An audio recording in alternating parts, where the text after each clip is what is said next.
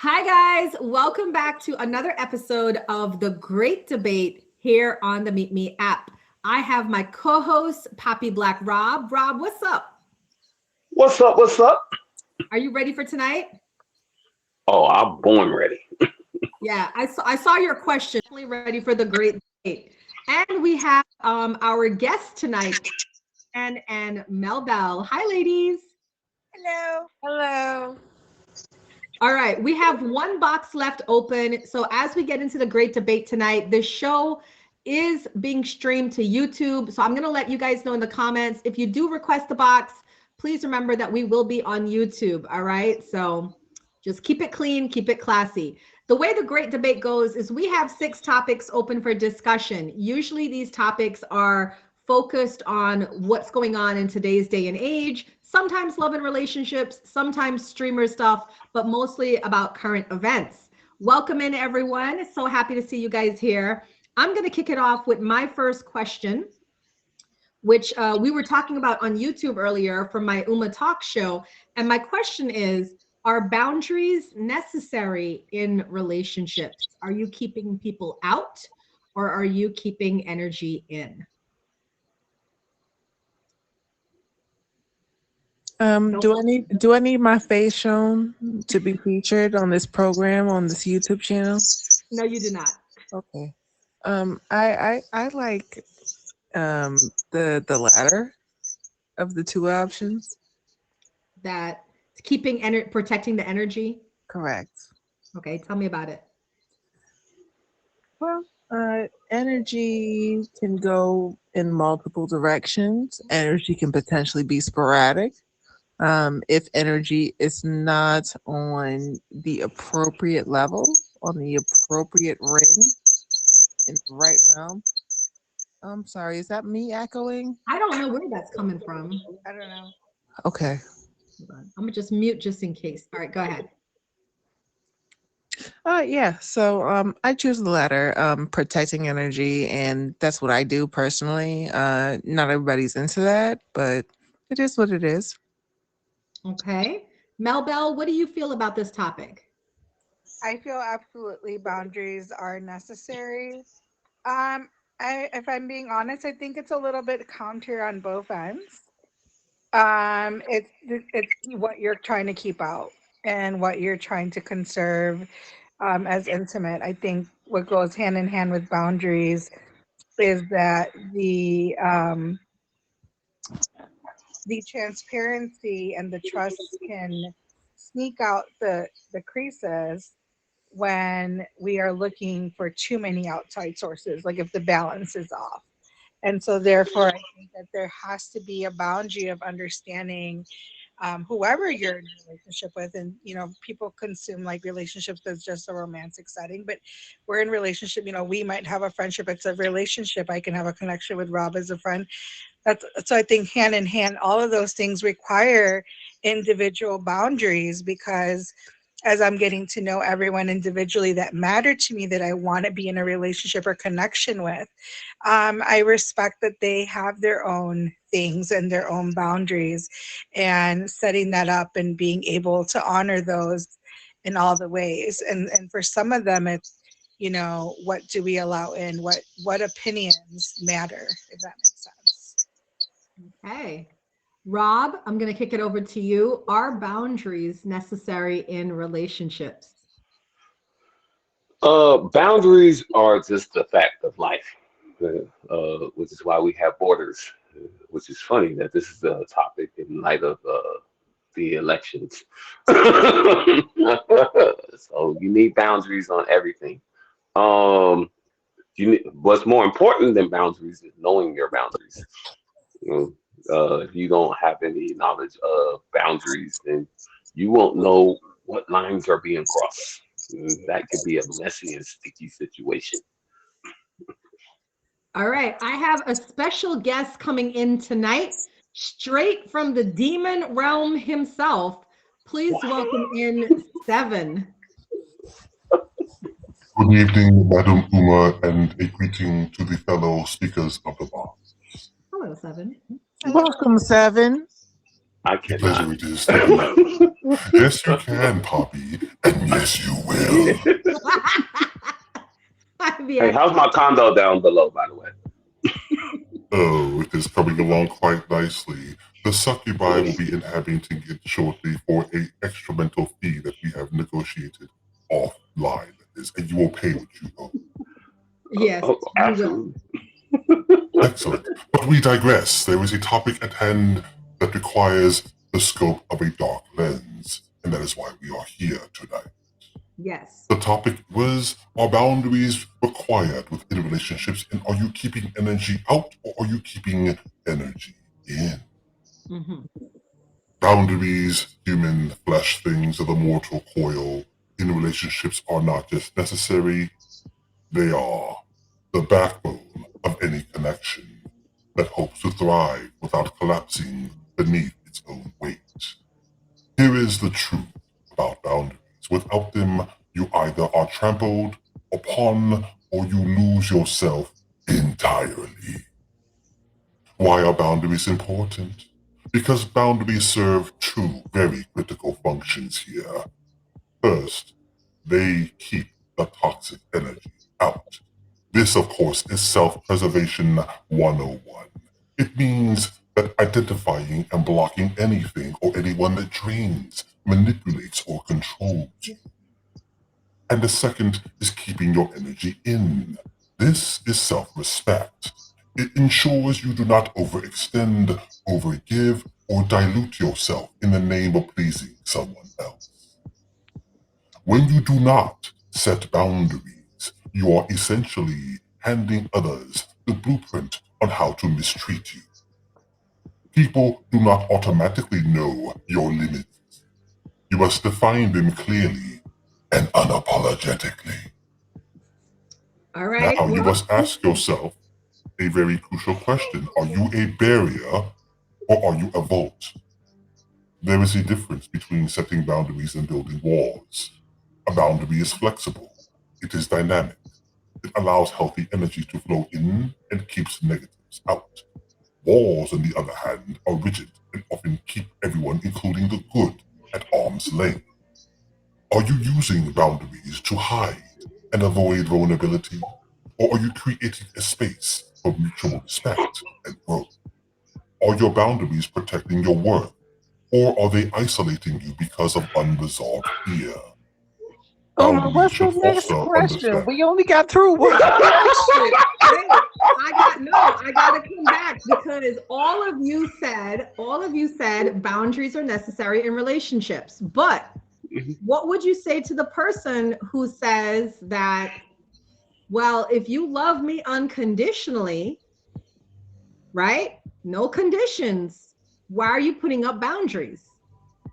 If I say I don't date smokers and my partner smokes, and then I say to him, well, I don't like that. I need you to stop smoking because that's my boundary. You're crossing my boundary. And then he says, but you're supposed to love me unconditionally. Of course, when someone says to you that if you love me, why the boundaries? They are exposing one of two things. Either a lack of understanding about what love truly means or a manipulative intent to test your limits. Boundaries are not a rejection of love. They are an expression of it. They communicate I care that this relationship is enough to protect it from resentment, toxicity, or burnout. I Without agree. boundaries, love becomes suffocating, transactional, and outright destructive. I feel like when people say that they love unconditionally, it's really unconditional if you don't have to question it. The moment that an ultimatum is made in any exchange, in my opinion, therefore loving unconditionally goes out the window. Loving unconditionally means not questioning, not giving an ultimatum, not even given a choice, because therefore everything is given with grace and at one's own will of like what they're willing to change. Just the same thing. I don't feel like you can change anybody. You can motivate somebody. You can inspire someone to want to do things differently for themselves. But I think the moment that you put the intention of being like, "Why do this for me if you love me?" Therefore, the condition is out the window. Wow. Lux, Yeah. thank you for the rose. Do you need a rose for today's challenge? Welcome in, guys. We do need roses. We have a second rose on top of that. Oh, that got sent to Jar. Jar, you got a rose. Thank you, my darling. We will say this further before we depart. Love without boundaries is not love. It is codependency. Wait a minute now. Wait a minute now. Love without boundaries is codependency. Yes, it is not love. Respect here is the foundation of love, and boundaries are how you define and enforce that respect. I'm struggling, Seven. I'm struggling with this unconditional love concept that we're supposed to just, if you love somebody, you're supposed to accept them as they are. And when you put a boundary up, you're saying, don't cross this. I don't love you that much. Because if someone truly loves you, and if they push back against your boundaries, against your autonomy, against your sense of self, it means two things. They do not understand your needs, and they are uncomfortable because your boundaries disrupt their unchecked access to you. Just because you are love someone doesn't mean that you are to be their doormat and to be subservient to all of their whims. There has to be balance. There has to be some level of self-control and autonomy that maintains you as identifying yourself as yourself. People often make the mistake by tossing themselves headlong into relationships. They lose all sense of themselves. They over-sacrifice, they overgive. They become so diluted, at the end of the day, they have no idea who they are anymore. And that is when relationships become dangerous. All right. That was our first topic, y'all. Welcome into the great debate. We still have 5 more topics. Big shout out to Tarzan, Seven, and Mel Bell for our first round. Thank you. I need 7 more people to send roses. If you need a rose, please let me know. I'm happy to send it back to you. I need 4 more people to send a wheel and 7 more people to send a rose. All right, Rob, I'm going to kick it over to you. What is your question for the night? Thank you. I need 6 more people to send a rose. How many roses will she get? We're supposed to get 20 people to send a rose today and 10 people to send a wheel. If you're doing the Hold on. How we go from 10 to 20? if you're doing the challenge is that you get 20 roses from 20 different streamers or people. My. Okay. Yeah. All right. You're fine, sister. I was just explaining what the You're challenge fine, is. DC Jam. You're fine. We're just asking anybody who's coming in case anybody's doing the challenges. Yeah. It's the Lotus and the Light. Yes, I'm recording to it right now, Seven. So you're going to be on there for sure. 1 rose from 20 different people. Yeah. All right, Rob. And Seven, if you want to buzz the box again and come back in for all the other topics, just buzz the box. I have guys, tonight, I take people out without giving you a warning and I put you back in. All right. So if I ever take you out the box, just buzz the box and I'm gonna be swapping people in and out. All right, Rob, go ahead with your second question. Okay. That was such a lot. As far below has crossed the boundaries of hell. All right. Second question is, do you think our political landscape is more fueled by social commentary / media than we the people? Repeat. Well, the people. I'll answer straight up. I'll answer first. Oh, you want me to repeat it? Do you think our political landscape is more fueled by social media commentary than we the people? Well, are the people on social media, for one, and for two, do I know you? Have I met you before? And is the only context you have social media? No. Okay. So am I your neighbor? Have you met me before? Would I shovel your driveway? Yeah. I, as a woman, would shove your driveway. Wait, what? How is this tying into the question? The question is about political. What was your question again? He can please. Can you please repeat the question so that there's context within the stream? All right. Do you think, I'll rephrase it for everyone. Do you think the political landscape is That's what I'm thinking, kid. social media and misinformation have had a major impact on the political? Well, that's true. Do you think that the political landscape of today is more focused through media platforms in regards to being like who's first or who's more popular than it is like policies and what we can do to help each other uh, as just regular human beings? I'm still not sure I'm Don't do understanding that. the question. I think, are you asking, is social media affecting political landscape? Yeah, more or less. That's kind of okay. Yeah, I think it is. Um, I think it's a cross between both. I mean, let's be honest, with any topic at hand, you have the social media sheep. And sometimes I feel like it doesn't even have anything to do with the topic at hand. It's like, what is everyone talking about? What is easier to jump board on and seem like you agree on? Um, and so, I mean, that's just my opinion. I don't know if that it makes such a impact, but is it noticeable? Is it spoken about more? Is it discussed more? Yes, from a social media perspective, because all it takes is one person in particular, in some cases, to have set opinion on anything political, and everybody will find a way to justify it, even if they never agree with the concept or understand it for that fact. Absolutely. Everyone has an opinion, even when they don't understand. But I think that's been going on even before social media. Because I think back to my country, right?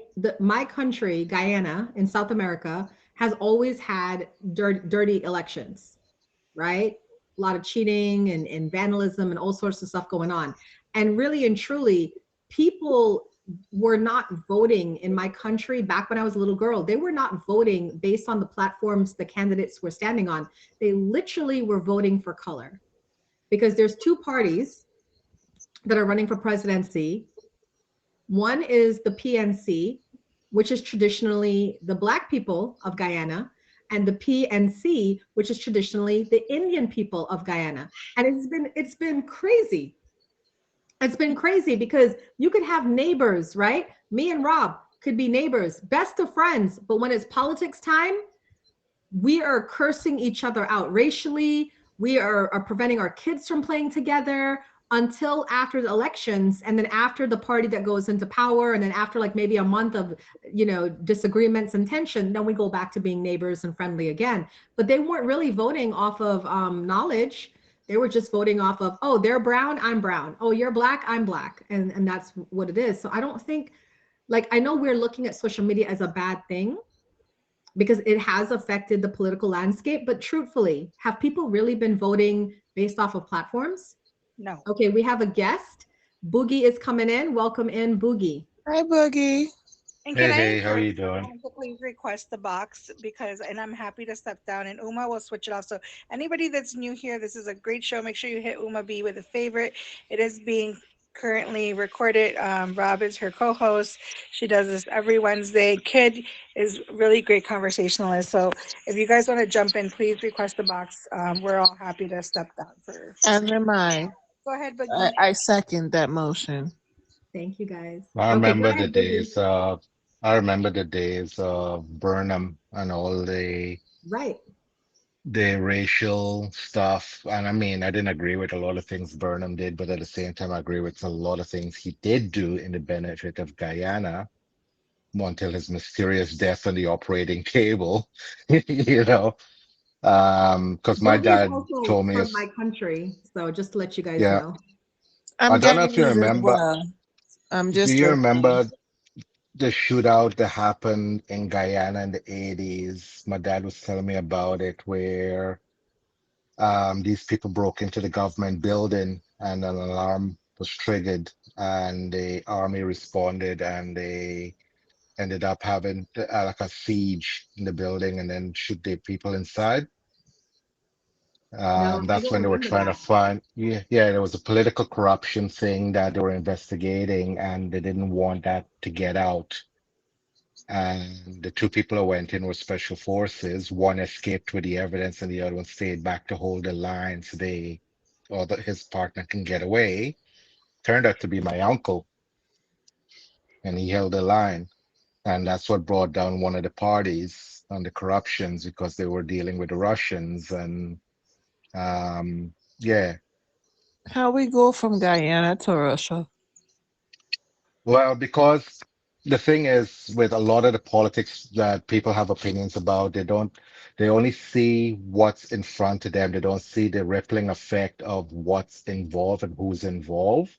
So, like the US election, for example, China was involved, Russia was involved.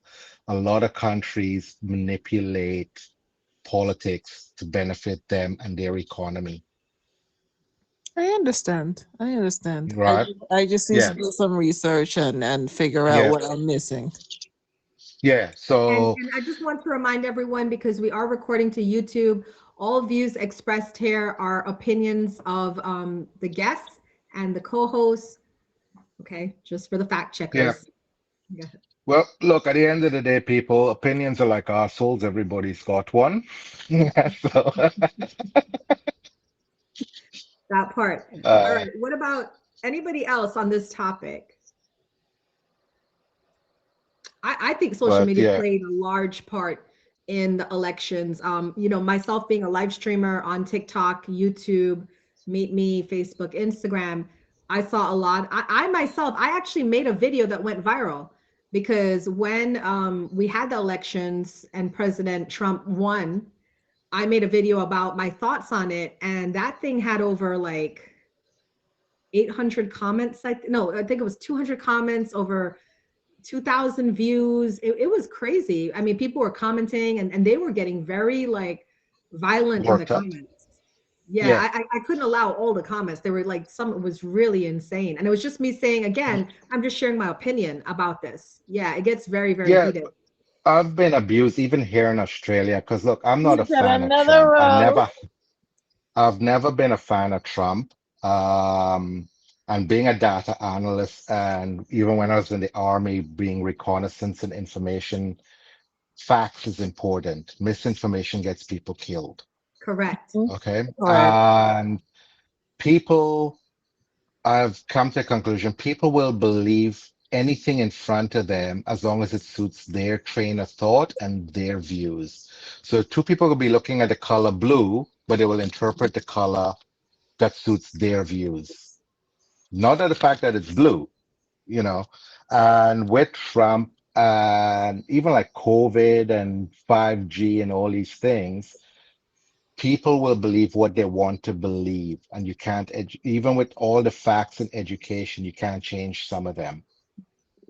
They're like a foundation in concrete, and they will stick to it. And with Trump and the American elections and watching how people are, I just come to the conclusion you can't save people. You got to leave them to learn. You know the things our parents used to say, boy, if you can't listen, you're gonna feel. You feel, Yeah, yeah. right. That is literally where it's come to. I was shocked today looking at the news when he renamed a mountain in Alaska to the natives. I was like, oh my God, he actually did something nice, you know. Yeah. But He also did something evil.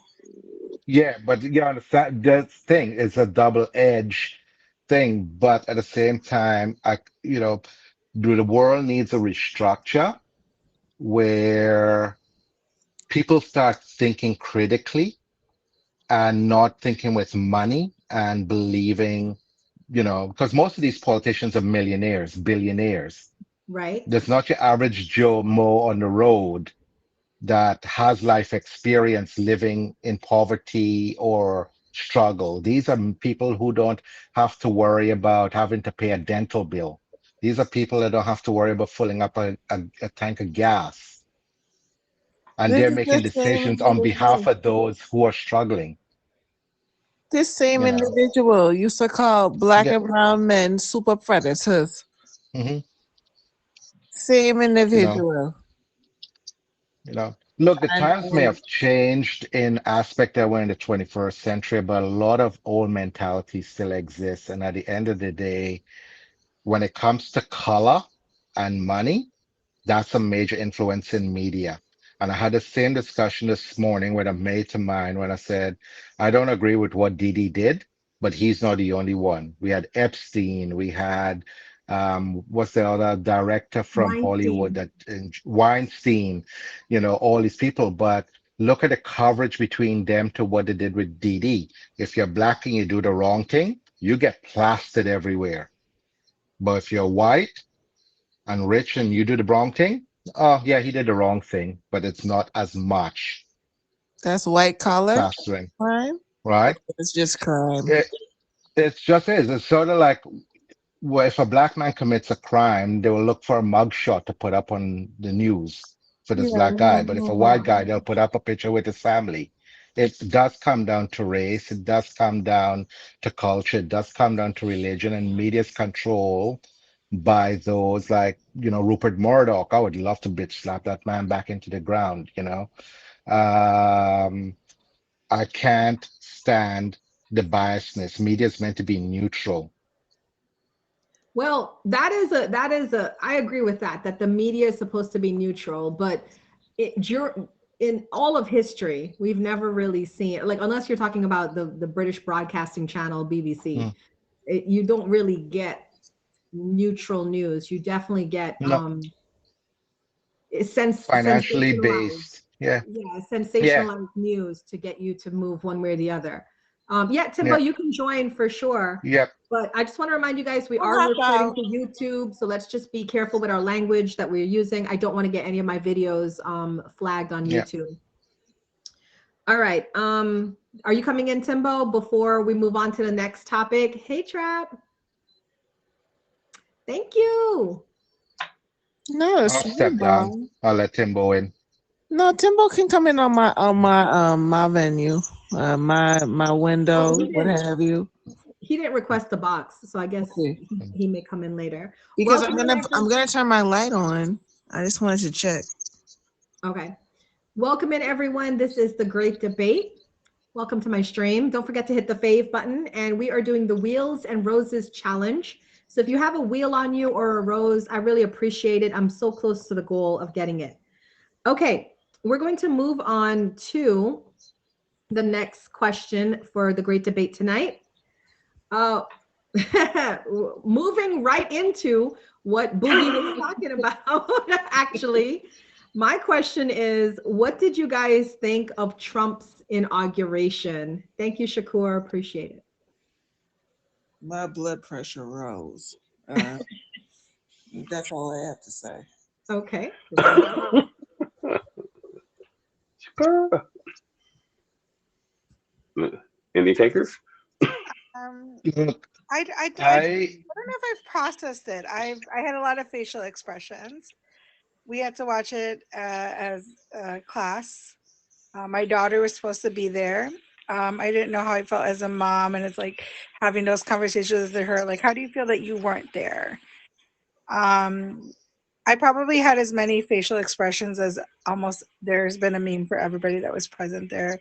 Bush, um, and everybody. I was just like, my face did not lie. I'm still Right. processing.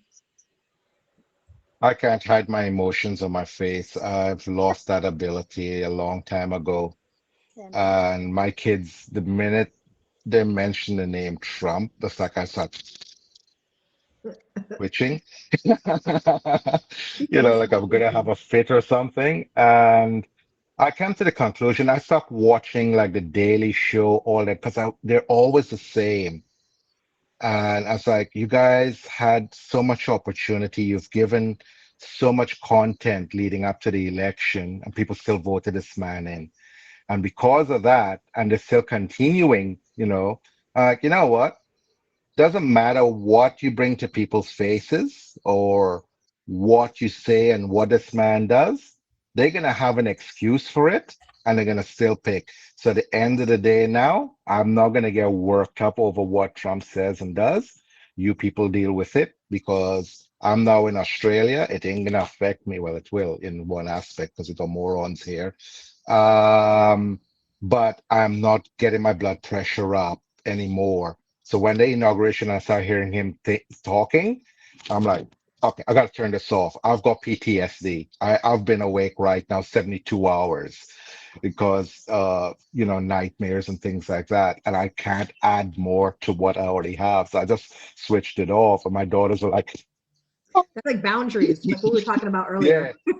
yeah, Before people answer, because I can feel they the were answer. clapping. I All think right. that people were hyping up the reaction of him. I think he's getting too much credit for how Yeah. gross and opinionated other people are. Like, I feel like it's easy to just say it's Trump's fault. I think the Yeah. fact, the sad reality is that truth has come to light how people feel about a lot of things on both Hmm. perspectives. You know what I'm saying? Because to just sit there and say, let's blame him for it, is it easier because of his thing? But I think he also gets a rise. I think the whole world is at fault for whether it's from a reaction standpoint or walking with him of like you had these opinions. This man didn't just buy his way into office. There were people out there among us voting. There are Hmm. people that saw something good that he brought to the table.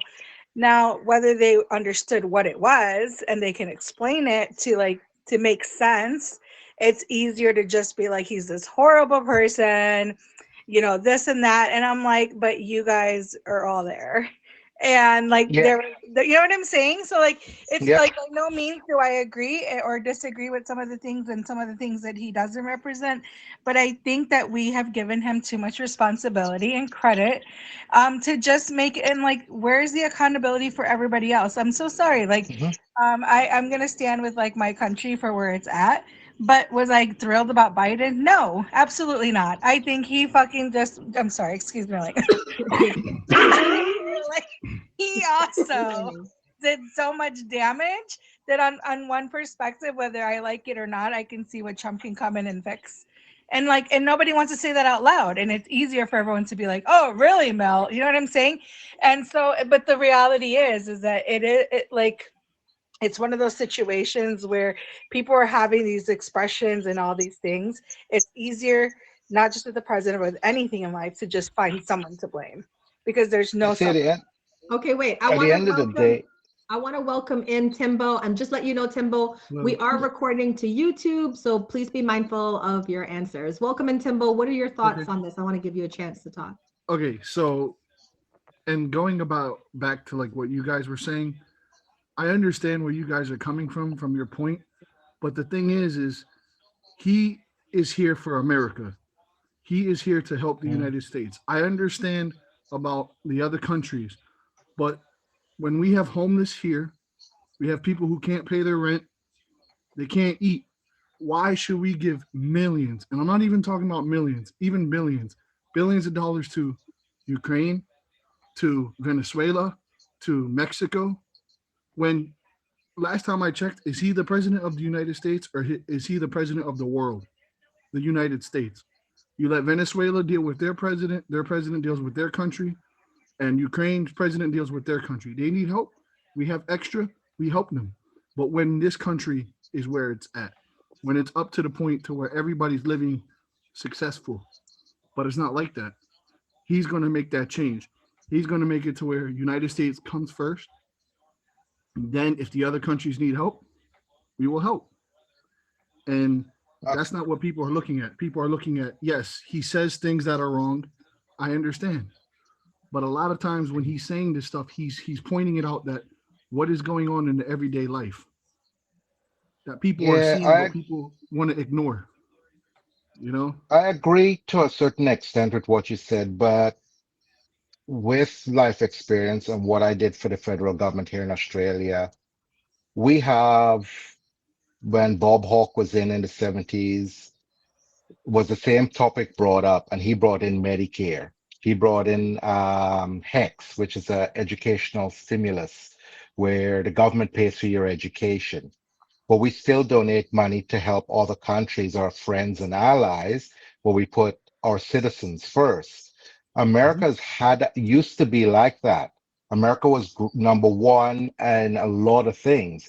But towards the end of the 70s to the 80s, it changed where money was talking more than the benefits of others. My mom said when she first moved to the US, her employer covered medical, dental, eyes, everything. Now, most companies don't do that anymore, right? Same here in Australia. They got rid of certain things and we are speaking up and they're looking at bringing it back. There's nothing wrong with helping another country, but at the end of the day, it's how it's actually done. But I'll be honest, in one aspect, when you look at the paperwork, and it's not saying it's alternative news or whatever, Trump didn't really help a lot of poverty in America. When he put tariffs in, a lot of small businesses did go out of business because they couldn't afford the materials required to operate their business because we were importing things from China that were affordable. And because of those tariffs, some of those small businesses could no longer afford it. So, and yet, when every foreign dignitary went to America, they stayed at his compounds which the taxpayers paid and reimbursed him for. He made money off of that, which is illegal, right? His son-in-law signed billion-dollar deals with countries that his family benefited from. He didn't put that money back into the economy. Yeah, he went, oh yeah, I'm not going to take the $250,000 a year because he's making that back through all the deals he's making in the background.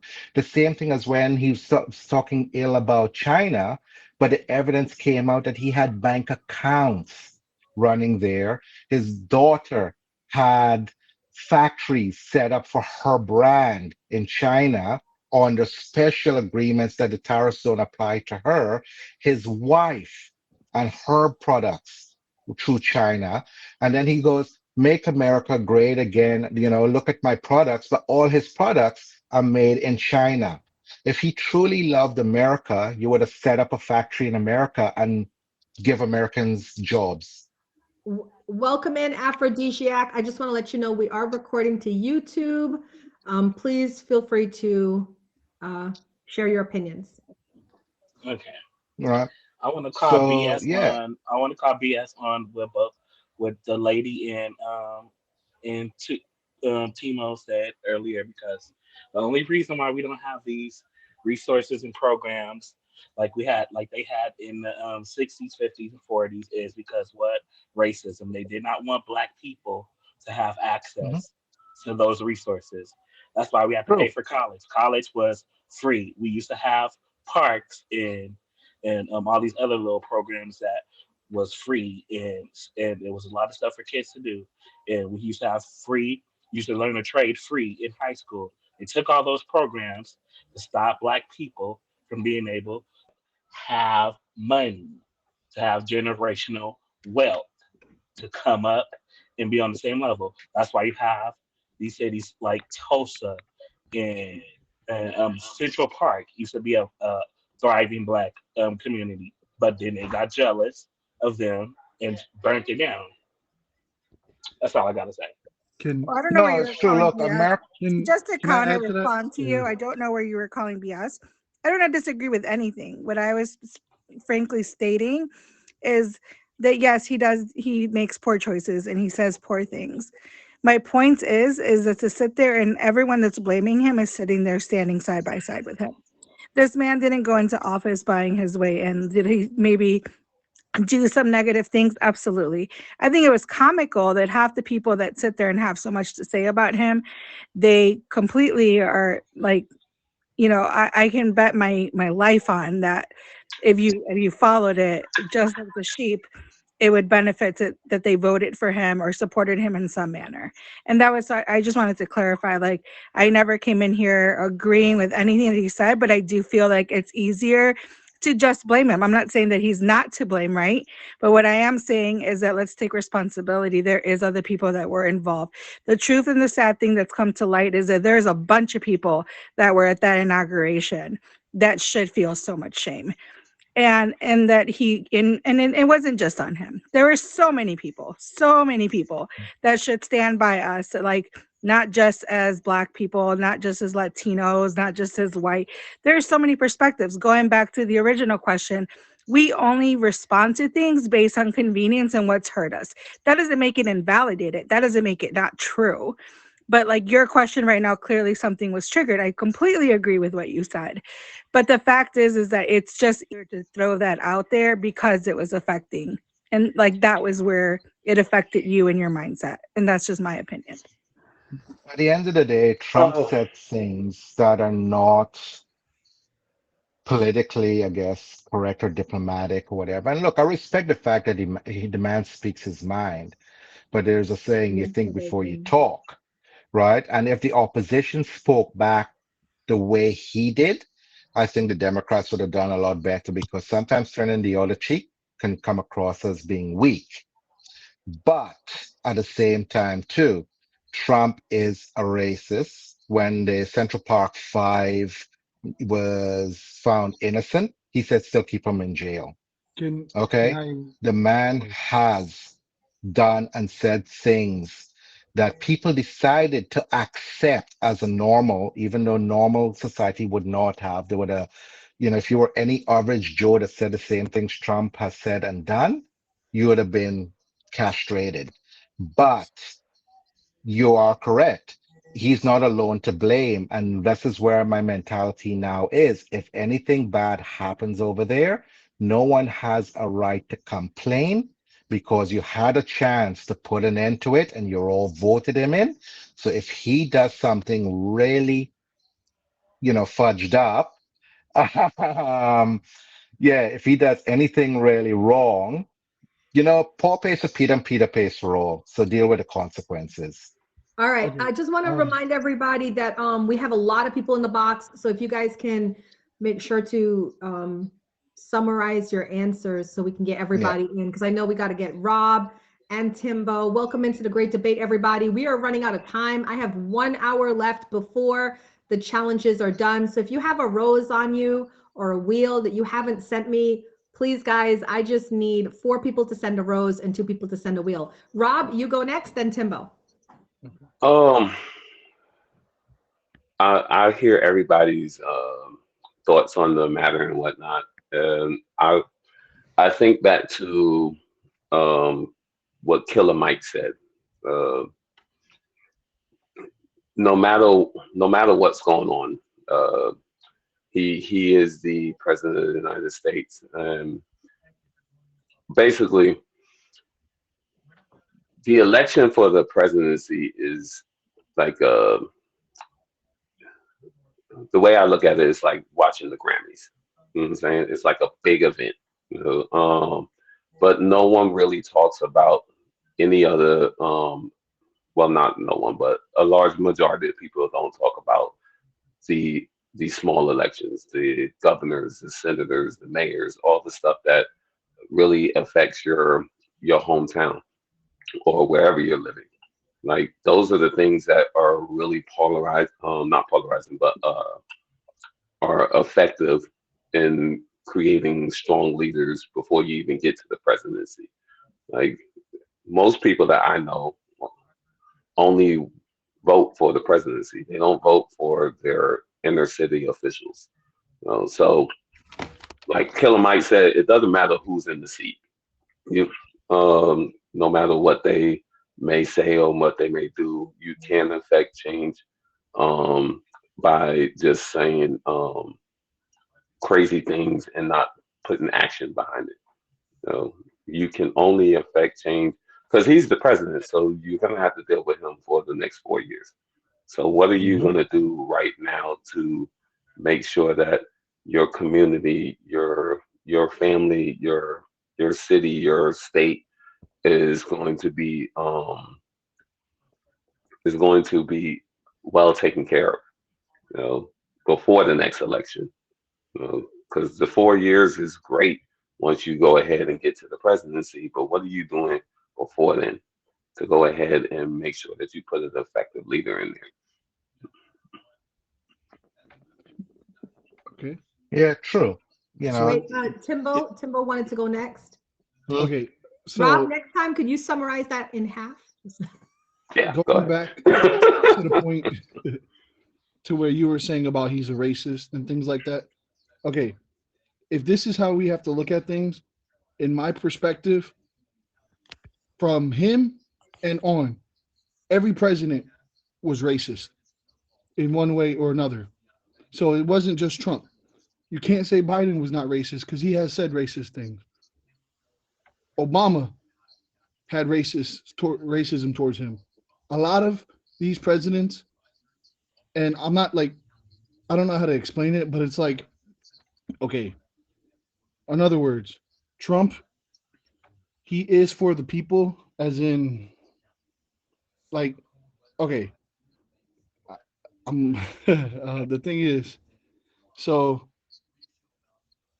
he, the rich only? No, he's not just for the rich. If you look at the way the economy was, people give him such a bad rap because when he was president during COVID. What happened during COVID? The economy shut down. They tried to say he was the cause of COVID. How did he cause COVID? Or he didn't do a good enough job. What could he have done? What could he have done to prevent COVID? Yes, he could have shut down the country. He already did that. He already I'm did that. sorry. Okay. He already shut down the country. So when Biden left, or I'm sorry, when Biden came into an economy that was doing great with Trump. I remember in my job, I got a bonus when Trump was president. My paychecks were more. I'm not rich. I work middle class, just like probably half of us here do. But I had more money. Biden came in, lower tax refund checks, Ooh, less money. oh, no. I'm gonna stop you right there.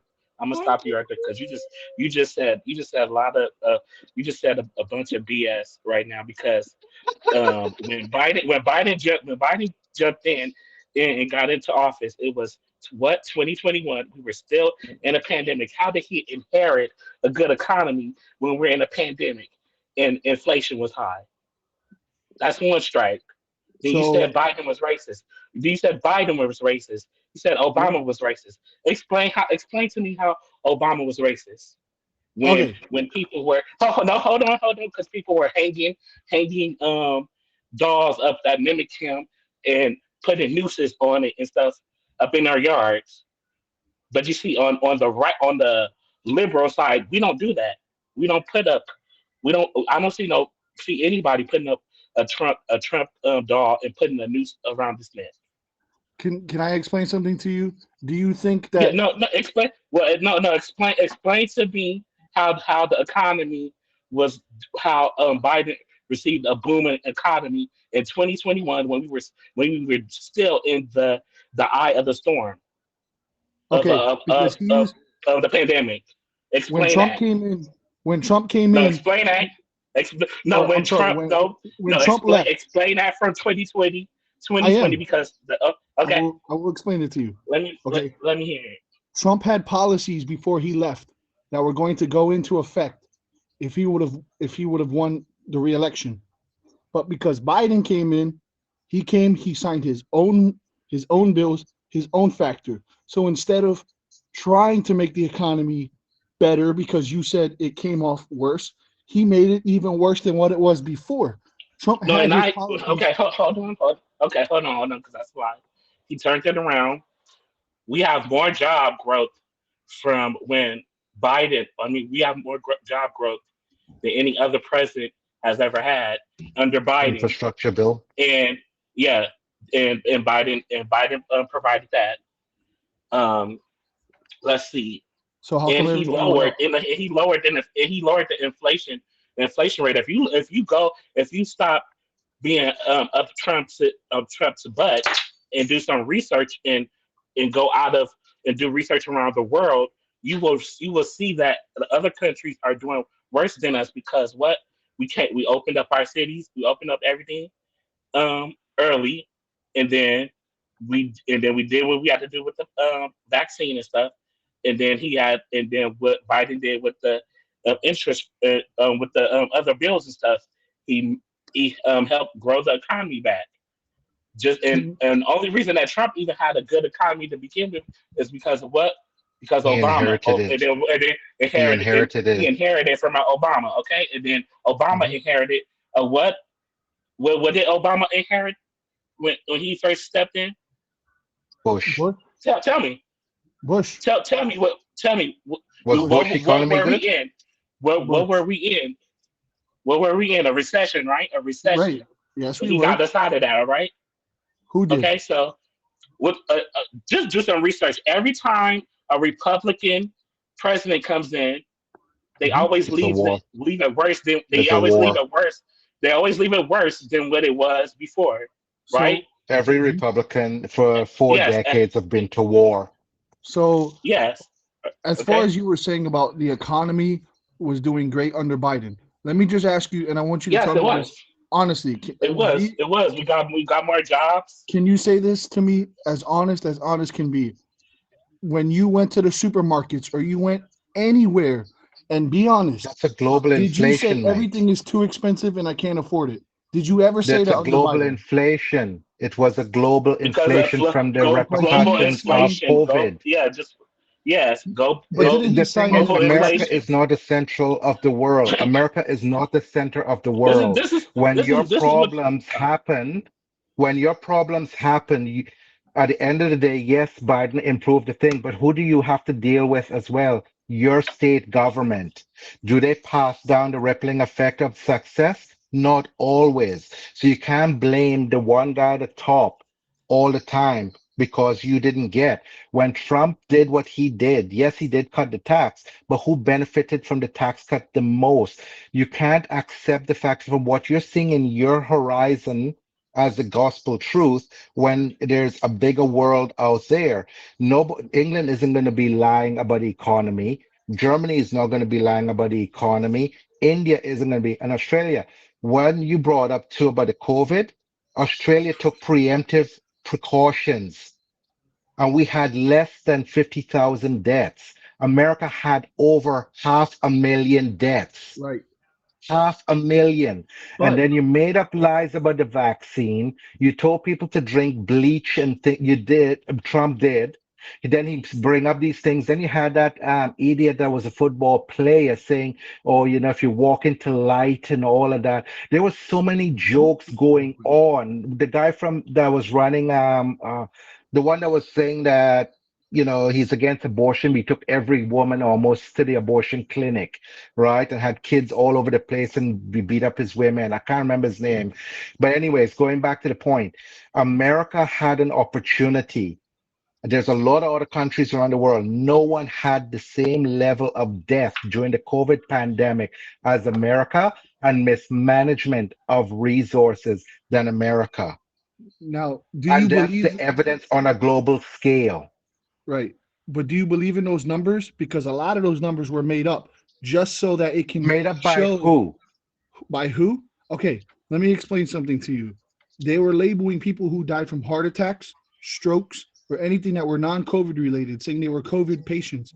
Because if the numbers look high, they make money. The news have to talk about something. No, The news has to. It's that's not all how about a the money. coroner's reports and that work. It's There's a, all a a money making global thing. war. There's a global human rights law that all deaths, all medicals are documented. There's not always a conspiracy behind everything, bud. Okay, I heard conspiracy theories about Afghanistan, but were you over there? No, I was. I watched America commit atrocities, my own country, apologies. Okay, commit atrocities. No one talked about that. Here in Australia, Australian soldiers committed atrocities. Guess what? They're in jail.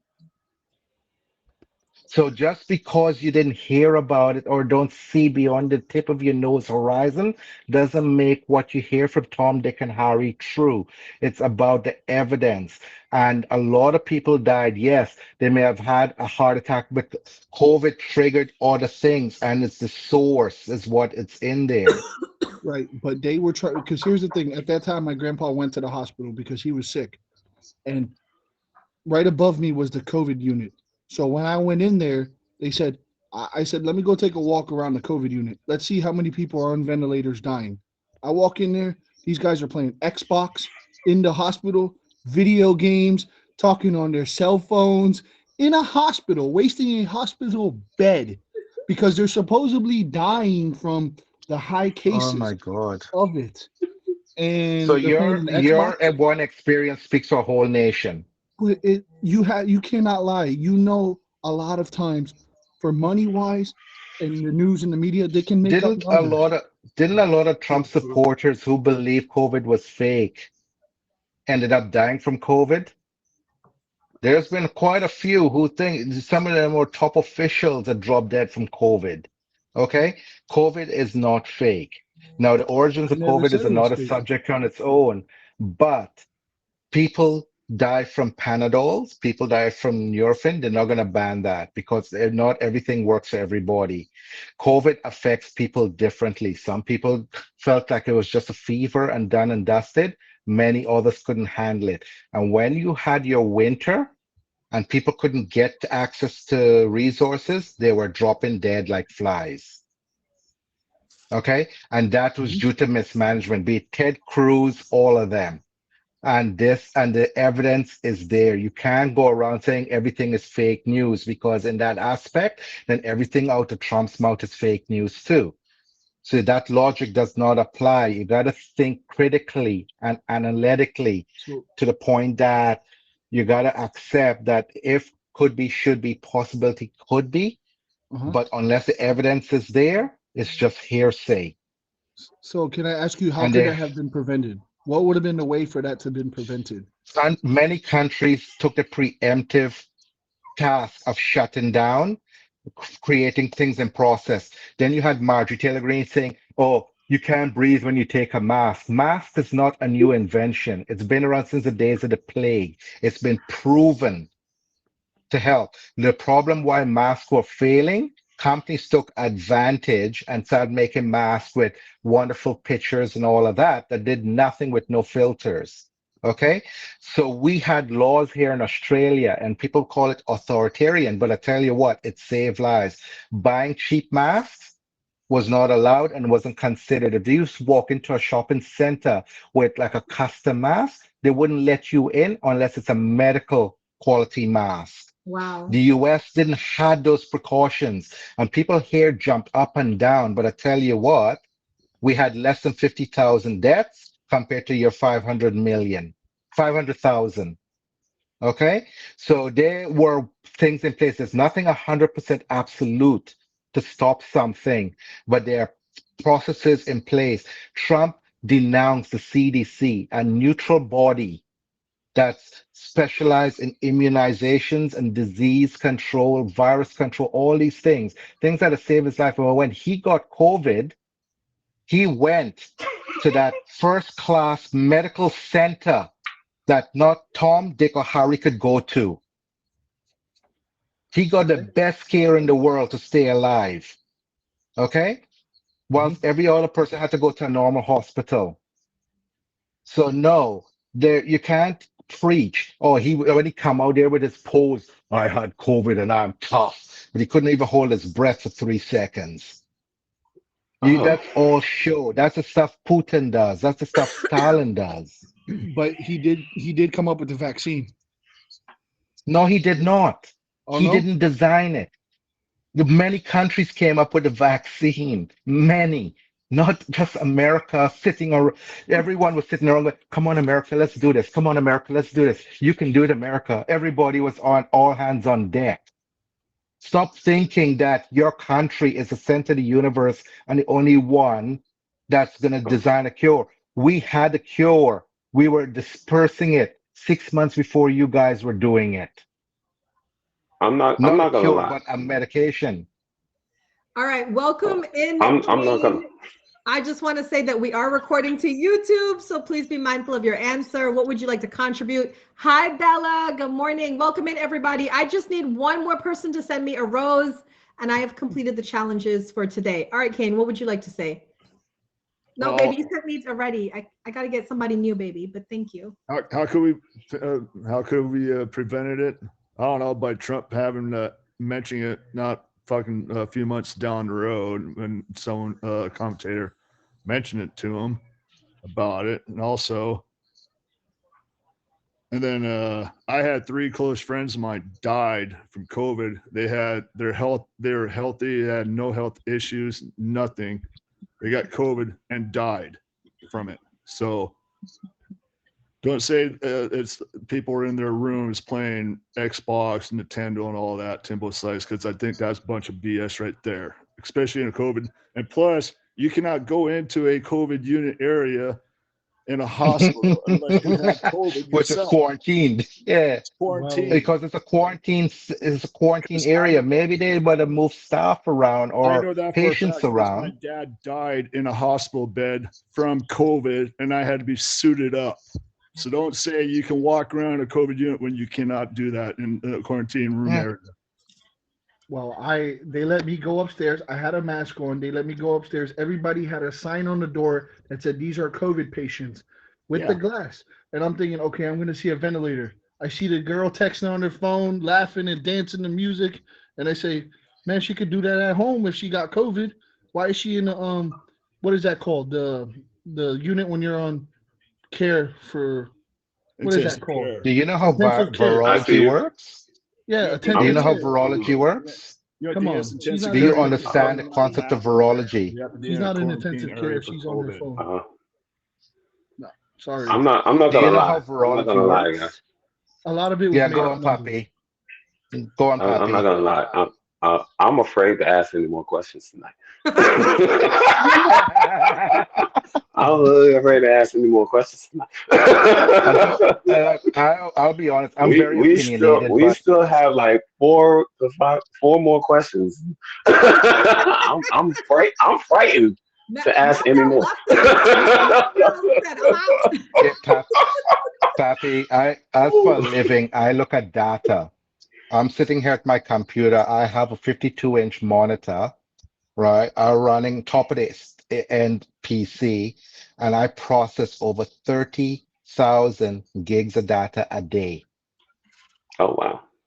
right? When I'm sitting down, I'm not going to say I'm an expert in virology, but I look at enough data to get what I'm looking at, which is based on research or whatever, as a form of evidence and a reference tool. Does that make sense?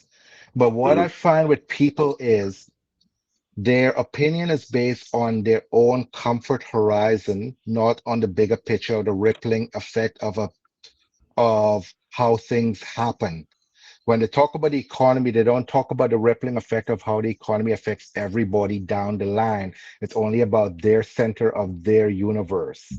And that's why I get very worked up, and I do apologize because Oh, you're I'm fine. trying to Oh understand, no, you're like, fine. why don't you just sit down?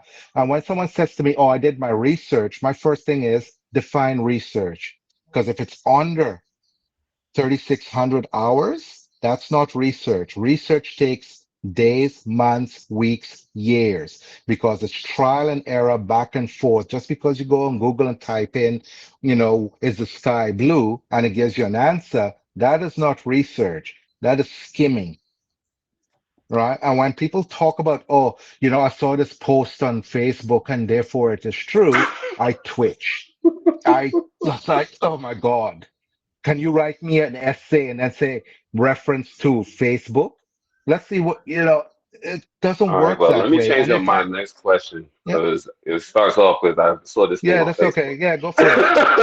Yeah, Welcome, you know, uh, welcome in, if I had everyone. done This that is in the the army Great with my Debate. intel, You know, I saw it on Welcome in, Facebook. He's a everyone. This is Taliban. the hold on, Boogie. You got your time, all right?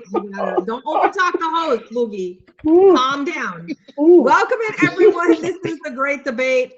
We have this show every Wednesday night at 10 p.m. Eastern with myself, Uma B, and my co-host, Pappy Black Rob. In the bottom, I don't know how he got demoted all the way in the corner there, but he's there. We're going to move on to our next topic. We usually have 6 topics for the night. We finished 3. Rob has the next question. It is an open box party. So if you're watching and you want to participate, just buzz the box. Come on in. We remove people without letting you know. Just if we remove you, just buzz the box and come on back in. All right, Rob, what is our 4th question of the night? All right, let me go get my Kevlar real quick before I ask this next question. He already It's choosing hot in here. violence. It's hot in here. All right. Next question is, let me go back up here because there's been a lot of chatter. Do you think in honor of Martin Luther King Day, we had MLK this week. Do you think in today's world there are more celebrities than there are leaders? Yes. Ooh. Yes. You know what was the first Yes. thing I thought? They're killing out the leaders. In the holistic field, we had, gosh, now I can't remember his name. It's an older gentleman. He taught a lot about natural cures, health remedies. Dr. Does anybody know who I'm talking about? Afro, you know who I'm talking about? Dr. Simbe, was his name Simbe? Yeah, Look it Dr. up. Simbe. He died, and a lot of people said that he was kind of killed off. A lot of holistic doctors, people that were emerging with new thought, they were bamboozled, they were unalived. Look at Nikola Tesla. He died poor, right, trying to change the world. Even down to like Michael the Collins. rapper Nipsey Hussle, right? He was a man for his community, well known for that, trying to make changes. So I feel like the reason why we have more celebrities than leaders is because they are being removed. I don't know. What do you guys think? I think Fingers because up. go ahead. Go ahead. Sorry. Sorry. I think it's not that they're dying off. I think people that have great intentions to help are afraid to speak up because society isn't about listening and learning, it's about attacking. People would rather chaos and gossip and malicious intent than actual good intentions. Prime example is when I worked in media. Denzel Washington donated $50 million of his own money to the Department of Veterans Affairs to help soldiers out, and Britney Spears shaved her head, and Britney Spears was first page on the papers. So doing the right thing, and when you look at our leaders, like the ones you've mentioned, there's others like Michael Collins who almost united Ireland. He got popped off. Right. People who gain a movement to make a change that challenges the foundation will either be attacked socially, personally, and ridiculed. And that's why no one wants to step up to the plate anymore. So these celebrities that are now doing it on their foundation have money and have a backing, and therefore, but it's still, I mean, they can still be removed, but it's more risky than if myself, you, or some other person next door decides to go run for politics and say the things that may upset the power that they're in. And then they will be ostracized. They will go to his social media or her social media. They will go to their personal life, their history, their mother, their father, and bring them down and destroy them emotionally, spiritually, all of that. And it's not worth the stress. That is why we don't have the leaders we used to have. We didn't have social media time with Martin Luther King. So Right. people listened, people partaked. Now, if we have another person like Martin Luther King, can you imagine what's going to be running across Facebook, I was gonna say MySpace, but I'm old. And it's one of those Me social too. medias, right? Now, because it's not worth the stress. I mean, I said I should start a political party here, but I've got too many skeletons in my closet. I don't want one going snooping around. I'm sorry. So I'm Yeah. gonna sit in my comfort zone and keep my mouth shut. That's what it's like. And even here in Australia, I watched two people ran, and the other guy goes, "Don't vote for him. He ran a gym and it went bankrupt." But the true story was the gym was going bankrupt, and he was just a manager. He didn't control finance. But that's how they attack. They go personal. It's no longer about my policy is better than your policy. Why? It's an attack personally, like you're in a schoolyard. We experience that on streams. I always say I love Hmm. a good debate, but then I find when people are triggered because you're intellectually dominating them, they start going to personal attacks. Well, you're fat, Yep. you're ugly. I'm like, what do I got to Yeah. do with the price of cheese in China? Like, we're not talking about that, you Yeah. Yep. know? So it is. Timbo, what would you like to add to that? Yes. So pretty much everything that he was saying, but also like I feel like it's because okay, leaders don't make. I'm not saying they don't make money, but it's not that like leaders they don't focus on money. Celebrities want to focus on the popularity and making the money, while leaders they focus on being who they are while trying to get everybody to be with them at the right way. Celebrities look at it like, okay, social media. If I do this and I do that, I'm gonna be popular by making money and making resources. But leaders, they don't do that. They just look at it like, look, this is what's wrong, and if you're with me, let's do this. Let's fight. I'm gonna lead you to the way, and I'm gonna take it. And people don't look at that. They're gonna look at the negativity also of that person. They're gonna say, well, why are we gonna follow a leader when this person did this wrong or they have this in their background? That's what everybody looks at. And that's the problem. A leader won't do that because if they say, okay, I did one thing wrong, nobody wants to follow me, they're going to be too afraid.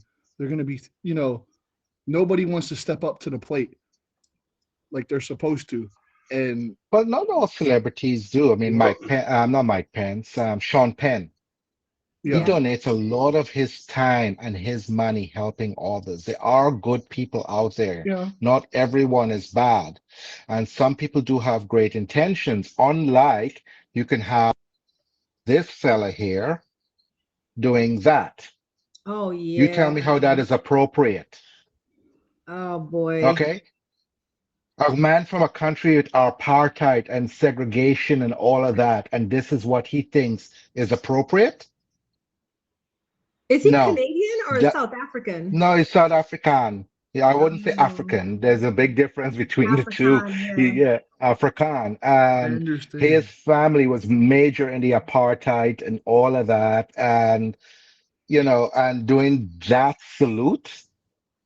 I mean, seriously. And then remember when he took over Twitter or X or whatever it's called, right? Mhm. He took out the filter so people can run rampant with the N word. And this is the guy you want to have on your platform? So no, there's leadership, and leaders to me are like the men I followed into a battlefield Right. that didn't care about my skin color, my religion, my origins. We were Mhm. brothers in arms for one Mhm. another. I had a They guy said from Texas that said some really atrocious things. But when my friend took a bullet, he was the first one in the middle of a fight out, grabbing my mate and dragging him to safety. And I was shocked because I thought he would have walked away from the they things that said came out of his mouth. they said that the military really was one of the first systems to end racism because of that, because you Mhm. you had people of different colors fighting side by side, and in a moment like that, it's like Mhm. it's life or death. So we got That's to when band everybody together. came Hey, together. Shawty. Yeah. So that was hi some things. And when you That's have so certain different. black people that didn't want to bend the knee and back down to all the barriers put up to them, a lot of the leaders gain respect. Even Patton, who did not like black people, said, When they fought like they had something to prove, and I take my hat off to them. And this is from a racist man. We earned his respect. Who's Okay. Patton? I don't know much General about Patton. General General Patton. Patton was or general. I respect in the aspect that he was a general that didn't believe in leading from the background. He was on the front lines with his men, shooting with his men, Okay. right? And that's what made him, yeah, the Third Army. To You know, just a shout out to all the military people in here. Thank you for your service. I don't think you guys get that gratitude enough. Thank you. Yeah, thank you. Thank you. All right. So- Mel Bell, clearly you have left us for the night. She just abandoned ship. Wow. She got hit by a Wild. ricochet. That was She got hit by a ricochet. She got hit by a ricochet.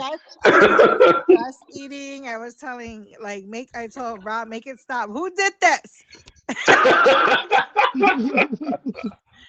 But you know, I got to give it up to Timbo, because Timbo is a proud Trump supporter. And I tell him all the time, I'm like, you're welcome into my stream. I said, but can you hold your own? And every time he comes in, he says, I can hold my own, Uma. And he do. But I Y'all res- got to give that to him. Yeah. He, you know, I like, respect I'm gonna say this. his. I'm gonna be Yeah. honest with you. I can't. I'm not gonna lie. I'm gonna be completely honest, and this is just my opinion. And I'm always respectful. I love Uma. I love her show. But I'm not gonna lie. Like I told Rob, I was a little uncomfortable because I felt like the part of being in a great debate is that everyone's entitled to an opinion. I think Timbo, for the most part, whether we agree with just anybody's opinion, I don't think he came in here disrespectfully. He said what he said. No. He stood his ground on what he believed in, which is part of having a debate. And Boogie, thank you so much, because I guess when you have these debates, you get enlightenment and you give and take from whatever it is. You know what I'm saying? So I just wanted to just You're throw not. that You're out not there. in a debate to change I told Rob, someone. I'm You're like, in I'm a hiding debate down to here see to the next boundaries. question. Let me find out you're bringing Yeah. violence again. Yeah. And so I'll make sure I send you the. I'll send you the questions ahead of time, in just so case you we can don't get to prepare the yourself. fifth question. In case we don't get to the fifth question, I do appreciate you opening this platform, and I appreciate because I don't, I'm very selective about things like this that I join in on, especially in the political end. And I definitely respect like all the perspectives, whether we agree with them or not. So I just wanted to throw that out there. yeah, I mean, like Timbo knows I didn't vote for Trump, but he comes in, he shares his perspective, and I don't let it bother me, because I'm like, at the end of the day, we're not all not going to see eye to eye. We're all not going to believe the same things. No. And I don't want a world, to be honest, where we all believe in the same things or want the same things. I think it'd be quite boring. So it's just like, I love that everybody kind of handled it very adult-like, and it got a little choppy for a little bit, but we kind of Or look, I I was was over here like, told Rob, maybe it's past my bedtime. the honest truth is, not all MAGA are bad people. right. Okay, not all Democrats are good people. Oh, absolutely. I And the agree whole with you, point of Boogie. a debate is to have a discussion to understand each other's boundaries and points of view, not to change them, but to understand and respect and communicate. And that when you've got understanding through communication, you can compromise and work together. And that's what politics was meant to be about. Working together, different points of views, different backgrounds, different everything, and we work together. And this is why I believe the only time humanity will come together as a whole is when we have to work together for a greater good. And sadly, it seems that it's always going to be war or disasters the only time we start to love one another. And then in times of peace, we start with the idle hands as the devil's playground. We get mischievous or whatever, or malicious, and we start bickering over the slightest Absolutely. little thing, right? Oh, you drink coffee? Ew. Drink tea. It's Yeah, healthier, and I just you know, wanted to and that, say and Kane, then like we Kane, fight I don't over want that. Kane to feel like you can't come up here, Afro. I But I respect think him, it's but also Timbo's been having grace respected. for someone else's understanding of things, because it doesn't Mm, mean it's right. It's their understanding of it. That's what an yeah. opinion is. It's your understanding, your perception, your convenience, whatever you want to call it. And Mhm. so like so I never want, like, at least for me, like being on a show, I don't want to hear like Kane being like, I'd rather not say anything, because part of it is being triggered. Change comes from being triggered. Right. You know what I'm saying? People don't want to see that. It comes from like, I don't like this feeling. I'm uncomfortable. How can I change this? Right. Because it's like what he said, you can drink, you could like whatever you like. You can like, hey, I like Coke, I like Pepsi. But at the end of the day, if that's what makes you happy, that's what makes you happy. If that's what makes what you like, nobody can I would change. sit down and have a beer with Timbo. I Timbo's respect cool. him. Like in Listen, this short Timbo's been on time, my I don't stream have to for a agree with. while. Yeah, yeah. Yeah, we fight it I out, may right, not agree Timbo? with We what he haven't sees. agreed all Yeah, the time on Yeah. topics, but he don't ever yeah, get disrespectful, and I don't yeah, disrespect him, and we just kind of go back and forth. But I do yeah. want to bring in my next question. We have 2 more questions for tonight. This has been lovely. All right, guys, welcome My into the eyes great twitching. debate. Make it stop. Yeah. You started the ride, you cannot get off. Strap your Can you arms mute me in. for 2 minutes? I know how Can you you feel, mute me for Mel. two I'm the minutes? co-host, and I was like, "Can I get out of here?" And poor Rob, Can I'm in the corner over there. He's over there in the corner. Rob, I'm holding on to your end. Okay, welcome in everybody. We're going to move on to our next question. We have 2 last questions. My next question is, I'm gonna give you context about it. So the question is, are we too comfortable and compliant, lacking survival instincts? Now pay attention to each word in this question. Are we too comfortable and compliant, lacking survival instincts? And when I say we, I'm talking about American people in relation to the rest of the world. Now, the rest of the world doesn't just have to be third world. There's other first world countries out there as well. Are we Americans too comfortable and compliant, lacking survival instincts? Why or why not? Tell me your thoughts. I don't think we're lacking. I think we're lazy. Everything is a convenience.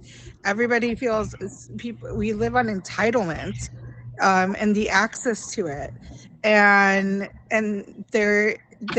we've lost, I think, in my opinion, figuring shit out. You know what I'm saying? Like no one believes in the Boy Scout, badge, like of actually surviving. There is no such thing as survival. Everything is handed down. Everything is very easy, in my opinion. I'm sorry. First I country, third agree. country, yeah. All right, Afro, I if you want to agree. buzz the box and explain, he said, yes, the pandemic is a great example. I would love for you to go in more on that. Anyone else? I agree because, and this is something I have a discussion even with my kids and a lot of other parents. We live in an age of entitlement, an age of waste. Nobody knows how to garden and grow their own veggie patch. Nobody knows how to camp without um, technology there anymore. No one knows how to survive. And because of that, um, when you look at a pandemic, the first thing people did is raided grocery stores. They took everything off the things that didn't even have to affect you with the flu. They were raiding toilet paper. I mean, COVID didn't give you the runs, but they went and raided toilet paper like, oh my God, what am I going to do? Kind of thing. And they don't know how to survive because they're not taking the right things to survive. When you look at like the post-apocalyptic movies and that, and the first thing that will happen if we have another massive pandemic or even World War III, people are going to starve to death. Nobody knows how to survive in the wild. I've trained my girls to identify what is venomous, what isn't, how to set up a tent really quickly, how to, survive in the wild. Because it's that what if, and very few people, and then with those who do it, they go, "Oh, you're a doomsday prepper." Then you get ostracized for being survival. Even there in the US, like in southern states and that, people who go hunting and that, "Oh, you're just a redneck hunting animals that can't fight back." No, it's in our nature. We're hunter-gatherers. Hunting is a thing. Yes, some people take it too far, like hunting lions, but no one knows how to survive. All And a right, country, Afro. we're spoiled. He basically said everything that I was going to come in a box and say, Oh, okay. Sorry, Afro. yeah, that's no, you're good, you're good. I'll get back out, but that's exactly what I was gonna say. Yeah. Okay. And you see, like I just, you know, correct me if I'm wrong, Boogie, but isn't it in Israel, every person, once you graduate school, you have to go Compulsory into the conscription. military? Singapore does it as well. Korea does it as well. Compulsory conscription did benefit a lot of countries in the aspect that it's survivability. And that comes in handy too in times of emergency. Those people will become leaders because when you do compulsory conscription, you're trained to work as a team. You're trained to be a leader and to think decisively. And when they got rid of that, and I mean, look, perfect examples. Look at the corporate world. You say something wrong or do something wrong, they don't sit down and talk to you, they terminate you. They don't educate you, they terminate you, right? Schools does the same thing. So they're not teaching leadership skills as much as they may talk about it. They teach you the quickest way out. Just kick them out, boot them out, cancel it, right? I don't agree with the term of cancel culture, but it is a thing. Like, I don't believe that removing statues from because of race, educate people, keep it there, relabel it and educate, but we're not educating. So there's a level of ignorance in society now is what removing that leadership ability and survivability out there because it's someone else's job, let them do it. There's And a that's new where we're at. series on Netflix called, I don't, have you guys seen Primeval America? Yes. And I think about the Native Americans right now because I had a friend who used to work on a Native American reservation, right? That's Reservation. what they called. Yeah. She was in the medical field.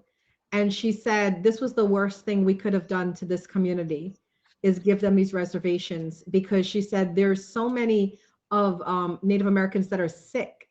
They don't eat healthy. They eat all the junk food.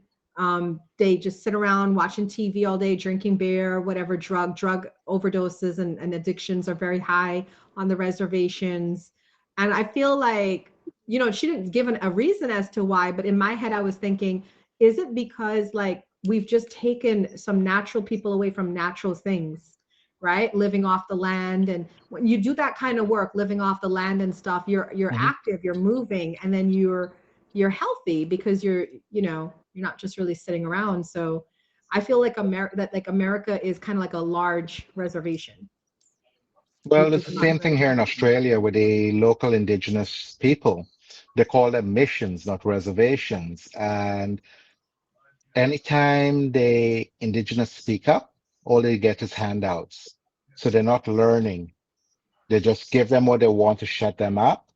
And then we continue moving on. So they're not getting what they want properly. And that's why we have health issues, a massive health crisis within indigenous communities, massive crime, drugs. You know, there's a place called Alice Spring. You wouldn't want to go outside your house after 6 o'clock because there's no accountability or responsibility, and kids will be attacking you, stabbing each other. They created gangs. Here in Australia, they made cigarettes are taxed to the max. To buy a pack of, say, 30s of Winfield Blues will cost you 65 Australian dollars. That's how much they tax it. So because of that, they created a black market now, which now created a crime wave. They've banned these. Don't ask me how I got them, even though they banned them. And they created a black market. And because of that, people are suffering. There's like Huh. shops being burnt down and things like that. I thought you were gonna Yeah. say, I thought you were gonna say that because they tax the cigarettes so high that people stopped buying them and then people became healthier, but you're actually telling me the opposite. So you're Mhm. telling me that it is within people's nature to go above and beyond to do for the thing that is detrimental to their health. Correct. Why is that? Yes. Supply and demand. Human nature, Supply and human demand. nature is if you have an abundance of something, You can decide to turn away. Most people can. But when you restrict that abundance, they're going to do anything in their power to prove a point. And when some people have a habit, it's their life. We live in a democracy. Let them decide. But the reason they taxed cigarettes, their excuse was to take the pressure off Medicare. But then my counter argument to my local MP was, well, why don't you tax alcohol? Because you don't hear of cigarette related violence, but you get drink driving, domestic violence, and all that to alcohol. Do you understand? So because cigarette, yeah, it can cause cancer, but what's the odds? So they've made it in a sense. If someone truly wants to quit smoking, they will quit. I did. And I stopped cold turkey because I decided I wanted to quit. But you can't force somebody to do something they're not ready to do, especially in this age of entitlement, because they'll be like, oh, well, you know, you tell a kid, I'm going to turn the internet off, they'll be like, haha, that's fine. I got 5G. Right, right. You know, that is literally what it is. It's like you're dealing with adults behave in this day and age, and you would learn it on this app. They're grown people on this app that behave more childish than kids in high school. They're grown men on this app. If you say something that irks their feelings, they get more, you know, carry on than a Jerry Springer show Facts. just because you hurt their ego, right? And that is what's happening out there as well. It's not just on the app. The app has brought it closer to us. And if you see how people behave on this app, then use that formula to look at as you go outside and look at how people behave. Watch when people got to line up to get McDonald's and the line is too long. Why don't they just hire more people? Why don't you just eat healthy? Right. You know, it's Yeah. everybody else's fault but their own. Look, I tell you That right is now, what we live in. I see a line, I turn around, I'm like, I don't need that. Thank you. But people need a reason to complain. Not they don't give you a solution. They will just complain. It's And that we live in is the where world I of instant raise my kids. gratification and entitlement. It's instant Yeah, gratification. yeah. Well, I want to answer Uma's question like this. You take away home ec, shop class, or any of the classes that help prepare you for when you graduate and get into the real world, then you have to learn on the fly. You know, Yeah, like and correct. I'll give you an example, like the pandemic. Like I was talking with my homeboy about it, like in the midst of it, and I was like, yeah, once it started dying down, I was like, yeah, people are going to start going ahead and getting back into the job field, you know, because Christmas is coming up. You know, people going to need a little bit extra money, and here we are, 2025. You still got people that's like, nah, I don't really want to work. I want to get on social media and become a millionaire.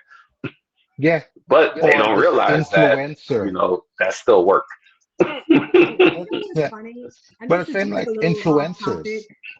it's a little off topic, but I'm just really super proud of it because you know how we all, and I know for sure all of you in this box have checked yourself, imposter syndrome, right? Am I a good person? Am I truly a good person?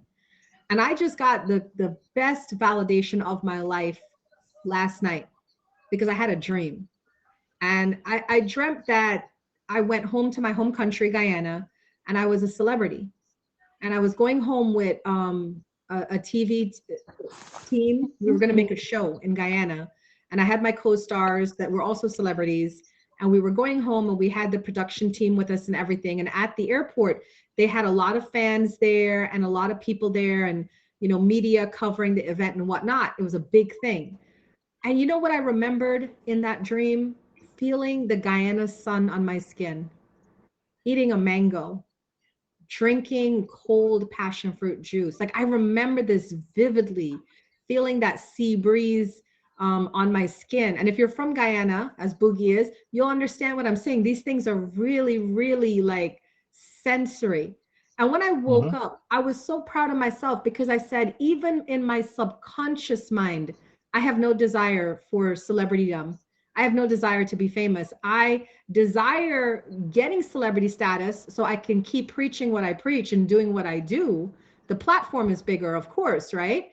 but I really have no interest in being a celebrity. And even in my subconscious mind, that came true.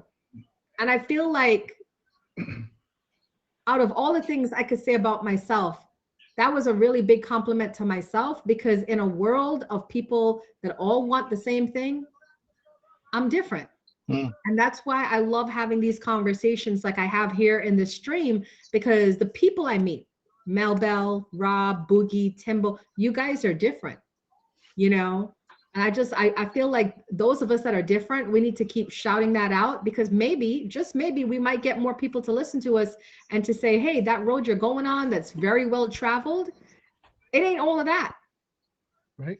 you You know? know what This is something hypervigilance else. is? Huh? You know hypervigilance with PTSD. I have a diagnosis called hypervigilance, Right. and it turns out my hypervigilance has always been there since childhood because of my trauma growing up in FM and things like that. So I had this ability of, when I look at things, prepare for the worst and hope for the best sort of scenario, Right. and I plan ahead, think, contemplate what if, could be, should be, and I move forward. That's why I survived and kept pushing forward.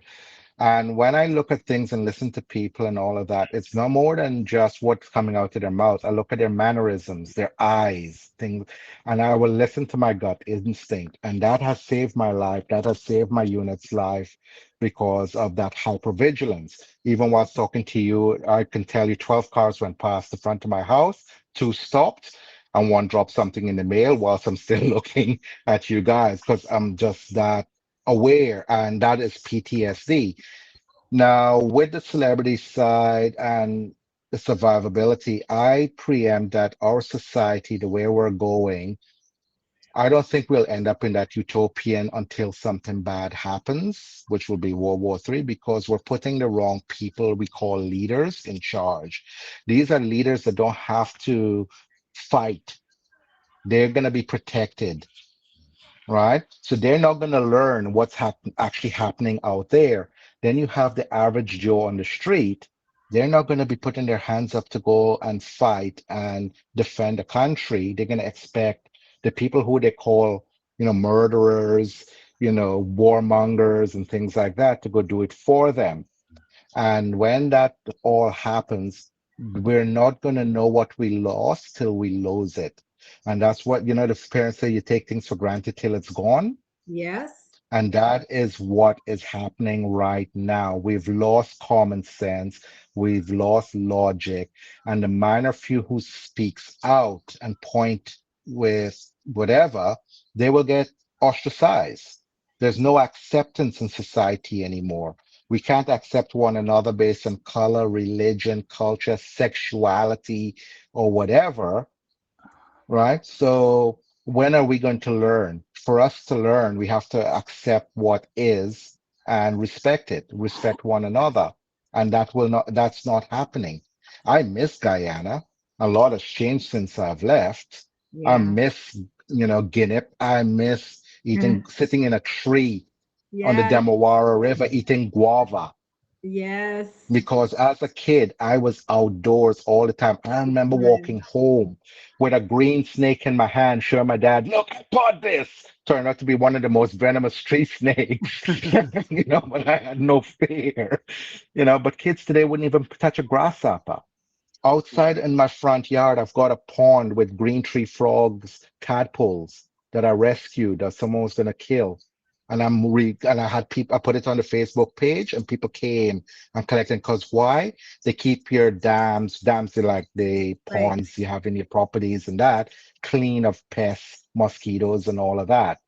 And people are like, oh no, most people would just kill them because it gets loud when it rains. Mhm. They don't respect their nature anymore around them. They People are don't very, respect the bird very life. I cut off from nature. Like I actually started gardening this year. That was my goal this year, is to learn gardening. And I'm doing it the old-fashioned way. I'm doing it, I'm reading the books and everything, but I'm not getting experts and all of that, or watching a YouTube video. I'm just doing it. And some may grow, some may not, and it's trial and error until I figure it out, and I that's look at that's it what I'm too, doing. like with the survival instincts. I look at it like, okay, everything is based off of discipline, and You Yes. learn if it's not taught when you're a kid, that's the issue. Everything should be Hmm. taught when you're younger. Because if you look at it nowadays, these people would be 20, 30, 40 years old. They don't know how to cook. They don't know how to Right. buy a house. They don't know how to Two drive. minute noodles. Right. They live with their parents until they're 100 plus years old. They can't be out on their own. But if it's taught, this is how you do it at this age. As you get older, you're going to have it implemented. And then you're going to say, this is what I need to do when I get older to survive. I learned to help others who need it. And I learned to be the one that if I need to be on my own, I can survive. I don't need the help. I don't need anybody to help me. But it's not taught like that. People grow up nowadays in this time and they look at it like, well, I was given this, or this is what Hmm. I had to do. My parents didn't care what I did. And you reflect to it and you're like, that's why I look at people like, for instance, farmers and people back then, way back in those times. Those people were much tougher. They were stronger mentally. They knew how to do things more than we know how to do now. You tell somebody to go To know how to pick repair a tractor. right, go pick up a Yeah, yeah, brick. Oh, that's too heavy yeah. for me, or oh, my back hurts, or oh, this, or oh, that. Those guys back then, they were carrying logs and Yep. heavy cornfields and whatnot with their hands, whatever, no complaints. But Hmm. nowadays, it's not like that. And that's the problem. It's discipline and society and the people I think too. Like, I look at it like military people. Those people are one of the most disciplined people. Those people I can trust a military person to take care of their own because this is what they teach them. And I don't feel like everybody should be in the military, but I feel like there should be like some kind of strict implement because if you put things in this certain way, then you're going to be able to survive on your own. But if you're just like, oh, go do whatever you want to do, or I don't care what you do, nobody's going to learn like that. And that's the Yeah, I was a problem. spoiled child in the sense, when I say spoiled, I was stubborn in the sense that I didn't care if you're gonna smack me, I'm gonna still do it. But Right? then when my mom had enough and sent me to a military boarding school, I was not as tough as I thought I was. Right. Right? And when I came home for my first semester, my mom thought, okay, where's my son? Because this kid in front of, I'm standing with my back straight. How are you doing? I'm good, thanks, ma'am. What the hell happened to I, you? you What know did they do to you? You know? what I do is every day I try to not do things like, okay, before, right? Before I used to do everything possible to be comfortable and to make sure I had comfort. But it's like, I don't know, like I had an awakening 2, 3 years ago. And I'm like, no, I'm going to purposely put my mind, my body through harsh and uncomfortable things, almost like I'm training, if that makes Hmm. sense. And I don't know why I started doing this, but I just did. It's like, okay, if you could take an elevator up somewhere, I'm going to take the stairs. Instead of parking close to the grocery store, I'm parking far away. I'm just trying to do things to kind of shake it up a little and to be a little uncomfortable. I don't want to get too comfortable. Now, that could be, I also have PTSD, but for different reasons. I was molested as a child. So I also had that hypervigilance, Hmm. and whatnot. But I will say this, that I don't know if this is just me, again, not allowing myself to get too comfortable, or if there is like some sort of inner knowing that something is coming, as you say, World War III. Yeah. Look, my sister who lives in Guyana, she worked in media. She used to interview all the politicians over there. And we don't see eye to eye in a lot of things, but we love each other. Like I remember holding her in my arms when she was a baby and all of that, and she remembers the same things. Then she went and worked for Enron, which became a big funding group over there in Guyana. Yes, I know. And I was not happy because it's like, what about, they're going to rip our country to pieces. We have so much resources. They're going to wreck it for the money, not for the benefit of the country. Yeah. But all she could see in her sight was the money going back into the economy. And now she left them and she's now working for another group because she said, everything you said came to pass. All right. And it's like, Well, I'm not going to say I told you so, but it's just how I am. Same like when we had a local election and I said he won't last a full term because everything he said out of his mouth was a misdirection and a diversion to a question. He doesn't know what he's talking about. And then he got done for fraud, and that's because of being observant. Because when you've been burnt, you learn from being burnt. When people have betrayed you, you know what to look for from that betrayal. But not many people learn from their experience. And that's what annoys me with society. They will say, oh, that don't touch the stove, it's hot. And they'll, why should I listen to you? And they'll touch the stove. And then tomorrow they'll go, maybe it's cooled down, and they touch it again. They come That's back the the next lack day, of the or maybe now. survival. That's the lack Yeah, of the survival instinct that I'm talking about. And I feel yeah. like in first world countries, not just America, but in first world countries, they have more of a problem with that. But guys, I know we have one more topic. I know a lot of you got to go. Mhm. Thank y'all so much for hanging out. Rob, take us home. Okay. Over the weekend, TikTok shut down. Oh What man. kind of We're not going home today. Why are you We're not coming going for me? home. Look, you said to keep the questions. Like I was Let me gonna eat my switch it up. cheese. I I mean, Go ahead. we were already in warfare off of your question. I was like, look. My question, Rob. I don't know why you got to bring it back. Over the weekend, TikTok shut down. What It kind was of 12 adverse? hours. Calm down. Go ahead. It was. First of all, it was 48. Calm down. All these people hashtag me back, but I can't do shit with my profile. Anywho, like I was saying, over the weekend, TikTok shut down. What kind of adverse effect do you think that has for America and social media as a whole? I just want I to say think people will adapt. I was just really quite surprised how people fell apart. I mean, they were like I having was embarrassed for some of y'all. very embarrassed. My sister included. She's down there. Jim? Look, I we didn't know what laughed to here do in with myself. Australia. It's crazy. Jim, Go plant. wow. Go learn how to keep a plant alive. Go make a new dish.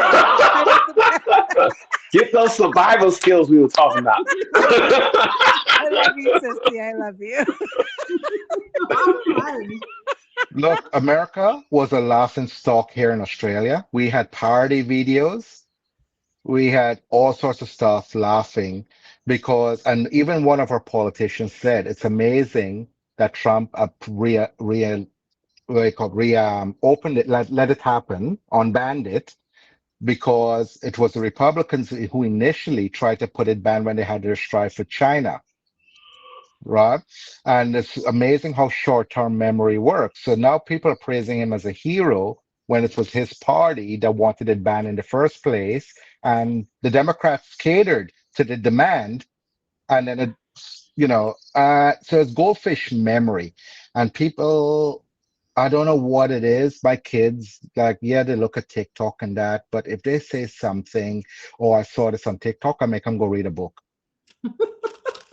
I'm not joking. If they bring up a Boogie, subject go make a because dish. of Go learn TikTok, how to go no, learn if to they bring up a garden. subject and I know that subject is flawed because they saw it on TikTok, I make them go write me a report on that subject. It's, but people are very addicted to media. People are addicted to Facebook. People are addicted to, well, I'm addicted to YouTube, but 90% of the stuff on YouTube I look at is audiobooks and documentaries. I think It's YouTube the justification, Boogie. I think YouTube is a step up. DJ, welcome into the great debate. I just want to let you know we are recording to YouTube. So just be mindful as you share your thoughts. What are your thoughts? Yes. I appreciate for making me on YouTube. Okay. Wave to the people. Hi, Mom. Sorry.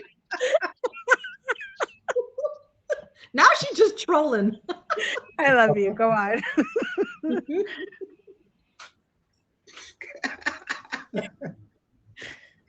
So sweet of you. Okay, who's next? Timbo, did you want to answer that question? So, yes, pretty much. Yeah, TikTok. People are addicted to it, and I just feel like like, am I saying that it's good that it's if it was banned or not banned? I mean, really, personally, I feel like it should be without it. And if people want to watch it and enjoy it, then they can. But for me, I just feel like like there's more things out there. Like, okay, people got very upset when it was banned, and it's like there's more things out there that you can do. Like he said, read a book, you know, go play sports, play video games, something. But you realize when they don't have this one perspective, how crazy the world goes because they don't have a social media thing. They don't have. Imagine a world without no Facebook, no YouTube, no TikTok, no Instagram, no nothing. I'm gonna tell you this. We live that. I would not survive We because did. not everybody on We live TikTok that. is on there for entertainment. I'm a business owner. Right. Social media has boosted That's my your sales, business. my business, like 100%. I mean, my clients communicate to me through social media. Uma, I need a session. It's through Facebook or Instagram chat. TikTok, this woman just met me on TikTok, came to my video on TikTok, went to my website off of my video looking to book one session, ended up booking a 6-month program with me. You understand? So it's like, it's not just for young kids. It's not just for people to be entertained. There's like a lot of businesses. They said when they looked at the statistics on TikTok helping the economy with business, they said if they had shut down TikTok, it was going to impact hundreds of businesses. I want to say millions, but I got to check the stats on that. No, it's actually But all jokes aside, I think with $2.3 trillion dollars Thank is you. what's going to affect anyone the knows American. Yeah. Yeah, $2.3 Go ahead, million Melville. dollars, and that's the reason they unbanned it. Is the lobby groups spoke up. This is how much money we're losing, and that's the only reason they unbanned it. It's not because people were upset. It's the money in the background, and social media does help businesses, and I will admit it because even today I was thinking about a cover for my new car back seat, and I think this thing must have scanned my brain. I'll use that conspiracy. And one popped up. I'm like, ooh. And They then I do went that. and did my research. You understand? And but it does work, but sometimes it can go too far as well. So the Correct. data mining that social media uses and the money they make off data mining you, I think they should put a law into that and we benefit from it. If they took your details and say, hey, we reverse market you, all right, and we made this amount, you get this amount of percentage from it, everybody would be happy to be data mined if we're going to get something back from it. But there has to be an equilibrium. And but going back to the question, I think people need to learn to get over things because when MySpace died, I remember the uproar over MySpace. We got over it. We've lost a lot of social media between the late 90s to now, and we got over it. All right. We passed a law here in Australia. They don't use plastic bags in the supermarket. People had an uproar. 2 months later, they all forgot about it. Same thing with straws. They all cared about the turtles for how long? Yeah. And I the Right. paper straws. Yeah. People people complain and jump on the bandwagon for bandwagon's sakes. They don't think. When we lost our, we got attacked by a activist group, and they took out two of our telecommunication networks. There was almost a protest. Oh, I can't access my phone. Do you need your phone for an emergency? No. Then why are you complaining? Read a freaking book. Everything's Go do some okay. drawings. Mondo, you would not survive. Got a point. You need to change the name of it. Look, you need to change the description to read a fucking book. I mean, look, all jokes aside, I think that there's a benefit to it depending on who you know. You wouldn't. There's a benefit there's a benefit to it, especially because the world has been made up of shopping online, networking. When it's used properly, is there a benefit that's beneficial that is activated? Absolutely. But do I feel like some people, just like this live stream, the initial thing, going back to Rob's question in my stream, what makes you click on someone's live, right? The like but let's be honest, like all jokes aside, Rob, calm yourself down. Uh, the reality is that there, I mean, let's be honest, people that we follow here that we build community with, initially there's something that gets you in that stream, right? But then there's something that keeps you coming back, whether it's sarcasm, the connection, the unplugging, whatever you want to call it, there's something that keeps you coming back, right? You feel like there's a benefit of sorts, and some of it is financially connected, and that's okay. I mean, even when people on here, make comments about, who drops what and what and anything, to me it's like a bartender, like a care effect, like a little token, like a tip, so to speak. But all being said, it's all connected. It's all like kind of like a circle of life within the streaming world. And so how I felt about it with the TikTok, where there are people that were on it just for sheep to be like, I met so many people like they don't even have any videos on TikTok. Like, how dare you sit here and cry with everybody? Like, I respect my sister, I mock her, but to say that like I couldn't sit there and understand her, like I every other week I watch all the videos that she sends me from there. Like, I spend an hour watching them. They make me laugh. But this is my point. I think, with like all jokes aside, everything has a benefit. And I'm pretty sure if you could read a book on TikTok, there'd be a group of people that'd be like, I read books. I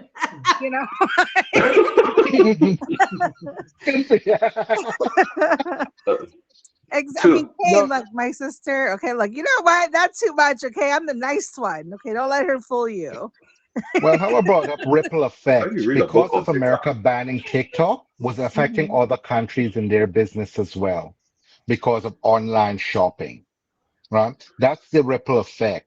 Because it's become, I know people want more regulations in social media because of trolls, bullying, crime and things like that. That implement those regulations. Don't ban something when you're too lazy to put a regulation in. Like I brought up again, how people tearing down statues because of a bad history. Don't tear it down. Just put a new plaque on it. Racist bastard, kill people, and let them educate. Don't destroy the history.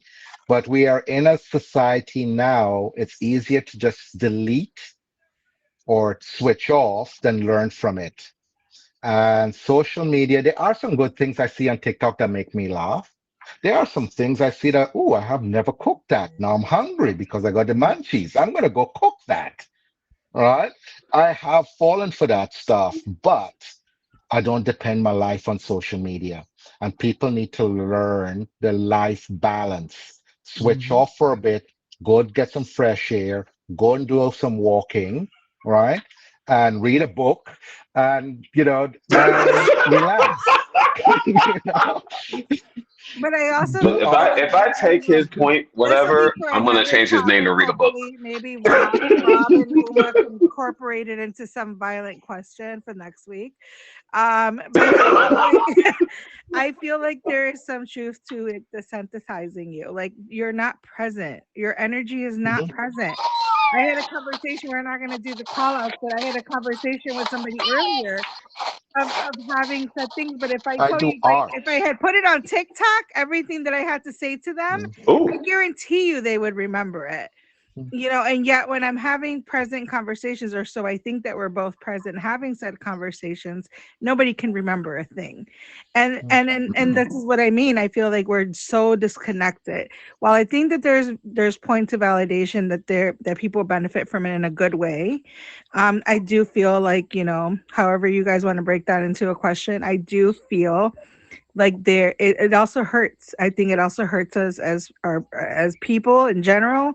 And we lose our self of self in it, because mhm. it's also, AI. Like you can't like people don't even have like their real picture. Like it's a variety of things.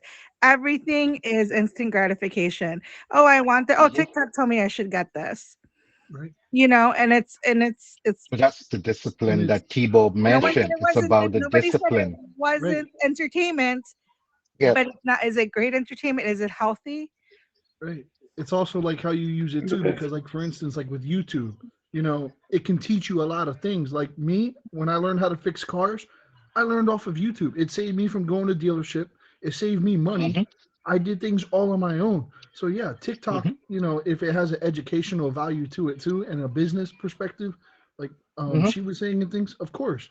But at the end of the day, you can't just fall on there and say, if it's not for that purpose, like he's saying, oh, well, now my life is miserable because there's no TikTok and I can't sit here and watch videos. Well, hey, man, there's other things you can I do mean, out there. Instagram has Read a reels. book. Right, Instagram has right, reels. So does Facebook So, now. right, What's the excuse? right. so I'll touch on this. What Uma and Buka said. So Uma has a business, and a lot of it is fueled through social media. So so I can understand like the removal of TikTok from that standpoint. But the difference between Uma and a lot of the people on like one specific platform, and I've been in this space for about 6 or 7 years. Um, a lot of people in the social media space, whether it's Meetme, TikTok, whatever, are not on here for the business side of it. Like a lot of people on here, especially in the nature of the pandemic, like people jumped online because they couldn't go outside. So this was their way to interconnect. And then when it died down, no one went. I won't say no one, but you know, the fact that they don't have to go outside, they choose that now. Like, you can actually Hmm. go outside and actually interact with people. I was talking, like I told Uma earlier, I was in a 4 hour conversation about the TikTok ban over the weekend. And one of the dudes said, people outside are scary. And I told him, I was like, people in the social media world are scary. Like, you know how many like penises I seen on social media that I did not ask to see? Like you can Yeah. like just go outside. You know, I went outside and never seen that. But I see that all the time in the social media landscape. Look, But I've learned a lot What of Boogie things. was saying, about getting over the removal of TikTok and how many apps we've had over the years, like MySpace, Facebook, AOL, all that stuff. All of those things have been replaced by something else. So when I was talking to these people on Sunday, I was like, what you guys got to learn is to be patient. Like someone right now is working on the next version of TikTok. Yes. Hmm. Before it was MySpace, and then Facebook came out and overshadowed MySpace, Hmm. and now Well, no first one's up on was MySpace. AOL. Don't forget AOL chat. Yeah. Thank Oh Yeah, you. yeah. The but chat rooms, the chat y'all don't ICQ, know I think it how well was. those chat rooms hit, okay? Yeah, no, yeah, but And before we that, had if you're ICQ. really old, the party rooms. But look, at the end of the day, every year, twice, 3 times a year around the world, there are major technology conferences. In America, in Mhm. Vegas, it's called the NAB show. Japan is like the E3. Here we call it, oh, I forgot the name now. I just had it on the tip of my tongue. But every year, people are pitching apps. They're pitching their platform. And I can tell you, those platforms don't die. When the bigger boys like Google and them see it and they like it, they will buy it and implement it into their existing platform. A lot of things in TikTok was taken from other platforms they assimilated, like Facebook buying Instagram, right? And other chat programs. So it's not that we have a shortage of apps. There are quite a bit out there. I'm in IT, so I know what's going on, especially with drones. There's a lot of new drones out there, but why we don't hear about them?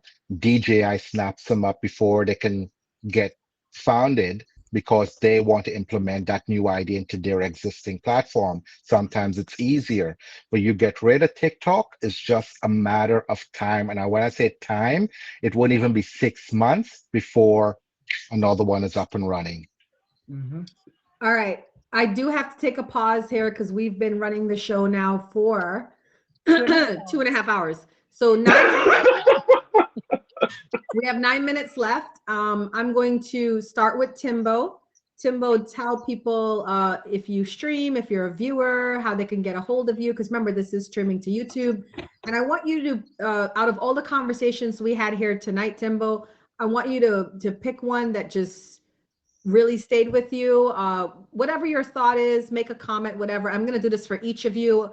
After you're done talking, Timbo, I'm going to remove you out the box and then just have people kind of cycle through. All right. So take it away, Timbo.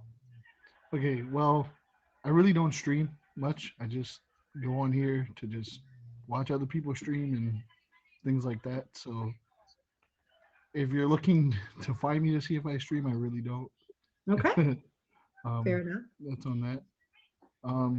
And as far as like what topic stuck to me, I mean, pretty much the one with like the leader, like, you know, we need somebody. The reason is because leaders is what is going to make you stronger and is what's going to make everybody realize,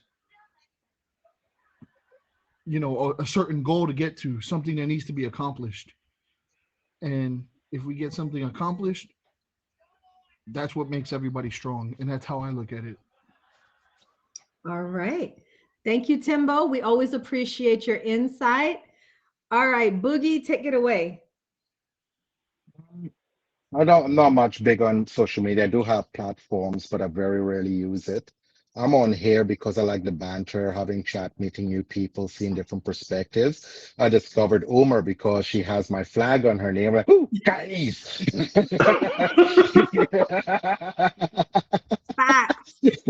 You don't really see much Guyanese on here, or West Indians, you know. And but I am looking at starting up streaming. I'm going to be doing my platform will be on dad jokes competitions, and winner gets a wheel or something like that, just for a good laugh. Yeah, so that's what I'll be doing, you know. And you get a wheel for winning, and just have laughs. Just ignore the dramas of the life. I want to do something as an escape to look forward to, because there are two streams I look forward to on a Monday and a Thursday as karaoke. I get in the box to sing 2, 3, 4 songs, and I'm happy because all the stresses of PTSD and real life is gone away for that moment. So beyond that, though, I do enjoy these topics. I am a banterer. I love, you know, politics. I don't like misinformation.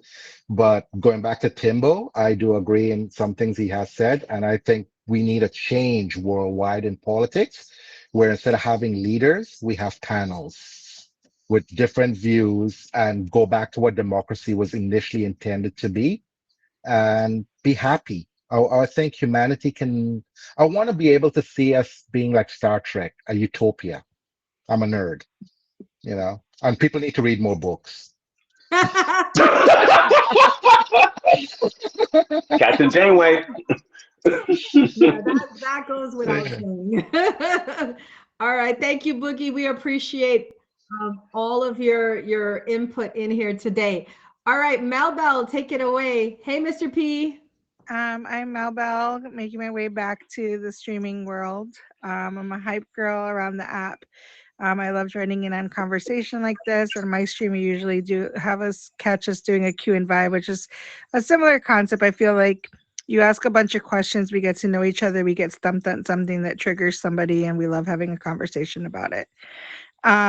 We also do a variety of open mics, so anything that's like spoken word, music, anything, I'm here for it. I love to be serenaded. I am an admin for 3 awesome featured shows on here, and I'm always happy to hang out with just good conversation and just good people. So you'll usually catch me in here or out and about the app. But thank you for having us again.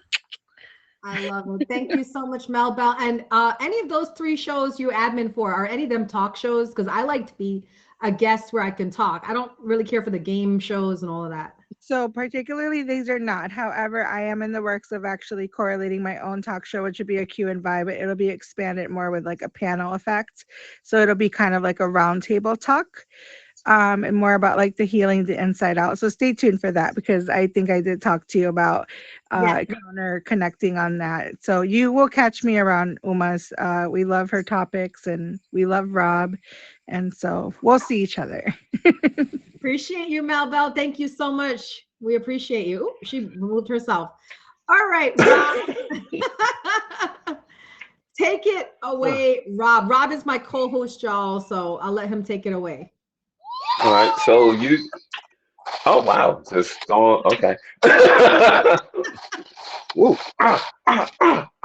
Oh, my face. All right. You can catch me here every Wednesday, co-hosting with the great Uma B. She is an inspirational, motivational person on the app. If I'm not here, you can catch me hanging out in Mel Bell's stream. I don't stream on here very often. I am thinking about bringing some content over here, just because I'm a concept creator and not so much a content creator. But I'm over on TikTok, same name as over here. What else do I have going on? I'm doing a bunch of different things behind the scenes, as far as social media is concerned. But in the meantime, if you ever catch me on live here, just know that it's like I'm the Dave Chappelle of Meetme. I'll come on, pop on for 3 hours, and then disappear, and you won't see me for like another 2 months. So that's kind of how I roll my Meetme tours. And outside of that, always bet on. I appreciate it. All right, guys, my name is Uma B, top badge Uma B here on the Meetme app. I love creating content. I love bringing people together to debate, to have conversations, to push the envelope a little bit so it can get like a little testy in here. This is my show, The Great Debate. It airs every Wednesday at 10 p.m. Eastern Standard Time, right here on the Meetme app. And then we record it for our YouTube channel. My YouTube channel is The Lotus and the Light. So if you go to YouTube, www.youtube.com/@The Lotus and the Light, you'll find me, but it's also linked here to my Meetme profile. So you guys can just click my profile and find it. I have a couple of shows that I have recently rolled out on YouTube. 2 Wednesdays out of the month, I do Uma Talks, and various topics, various themes. So January was about health and wellness. So the first talk we did was on the first Wednesday. We talked about the basics of wellness. I had a panel. And then tonight we did protecting my energy. And I had a panel again with a yogi, a healer, a psychic reader, and myself, the CEO of a metaphysical wellness center. The next Uma Talks show will be Wednesday, February 5th at 8 p.m. Eastern Standard Time on my YouTube channel. And in that conversation, I'm going to have Pappy Black Rob and Mel Bell. They're going to be my co-hosts for that show. And we're going to talk about redefining love relationships in today's modern society. What does it mean when we say we're in a relationship? And what constitutes a healthy, conscious relationship? We're going to be talking about it. So I want to thank everybody for tuning in. I'm going to end this YouTube segment right now and then leave it open, leave the box open for anybody who wants to jump in and share their thoughts about our show.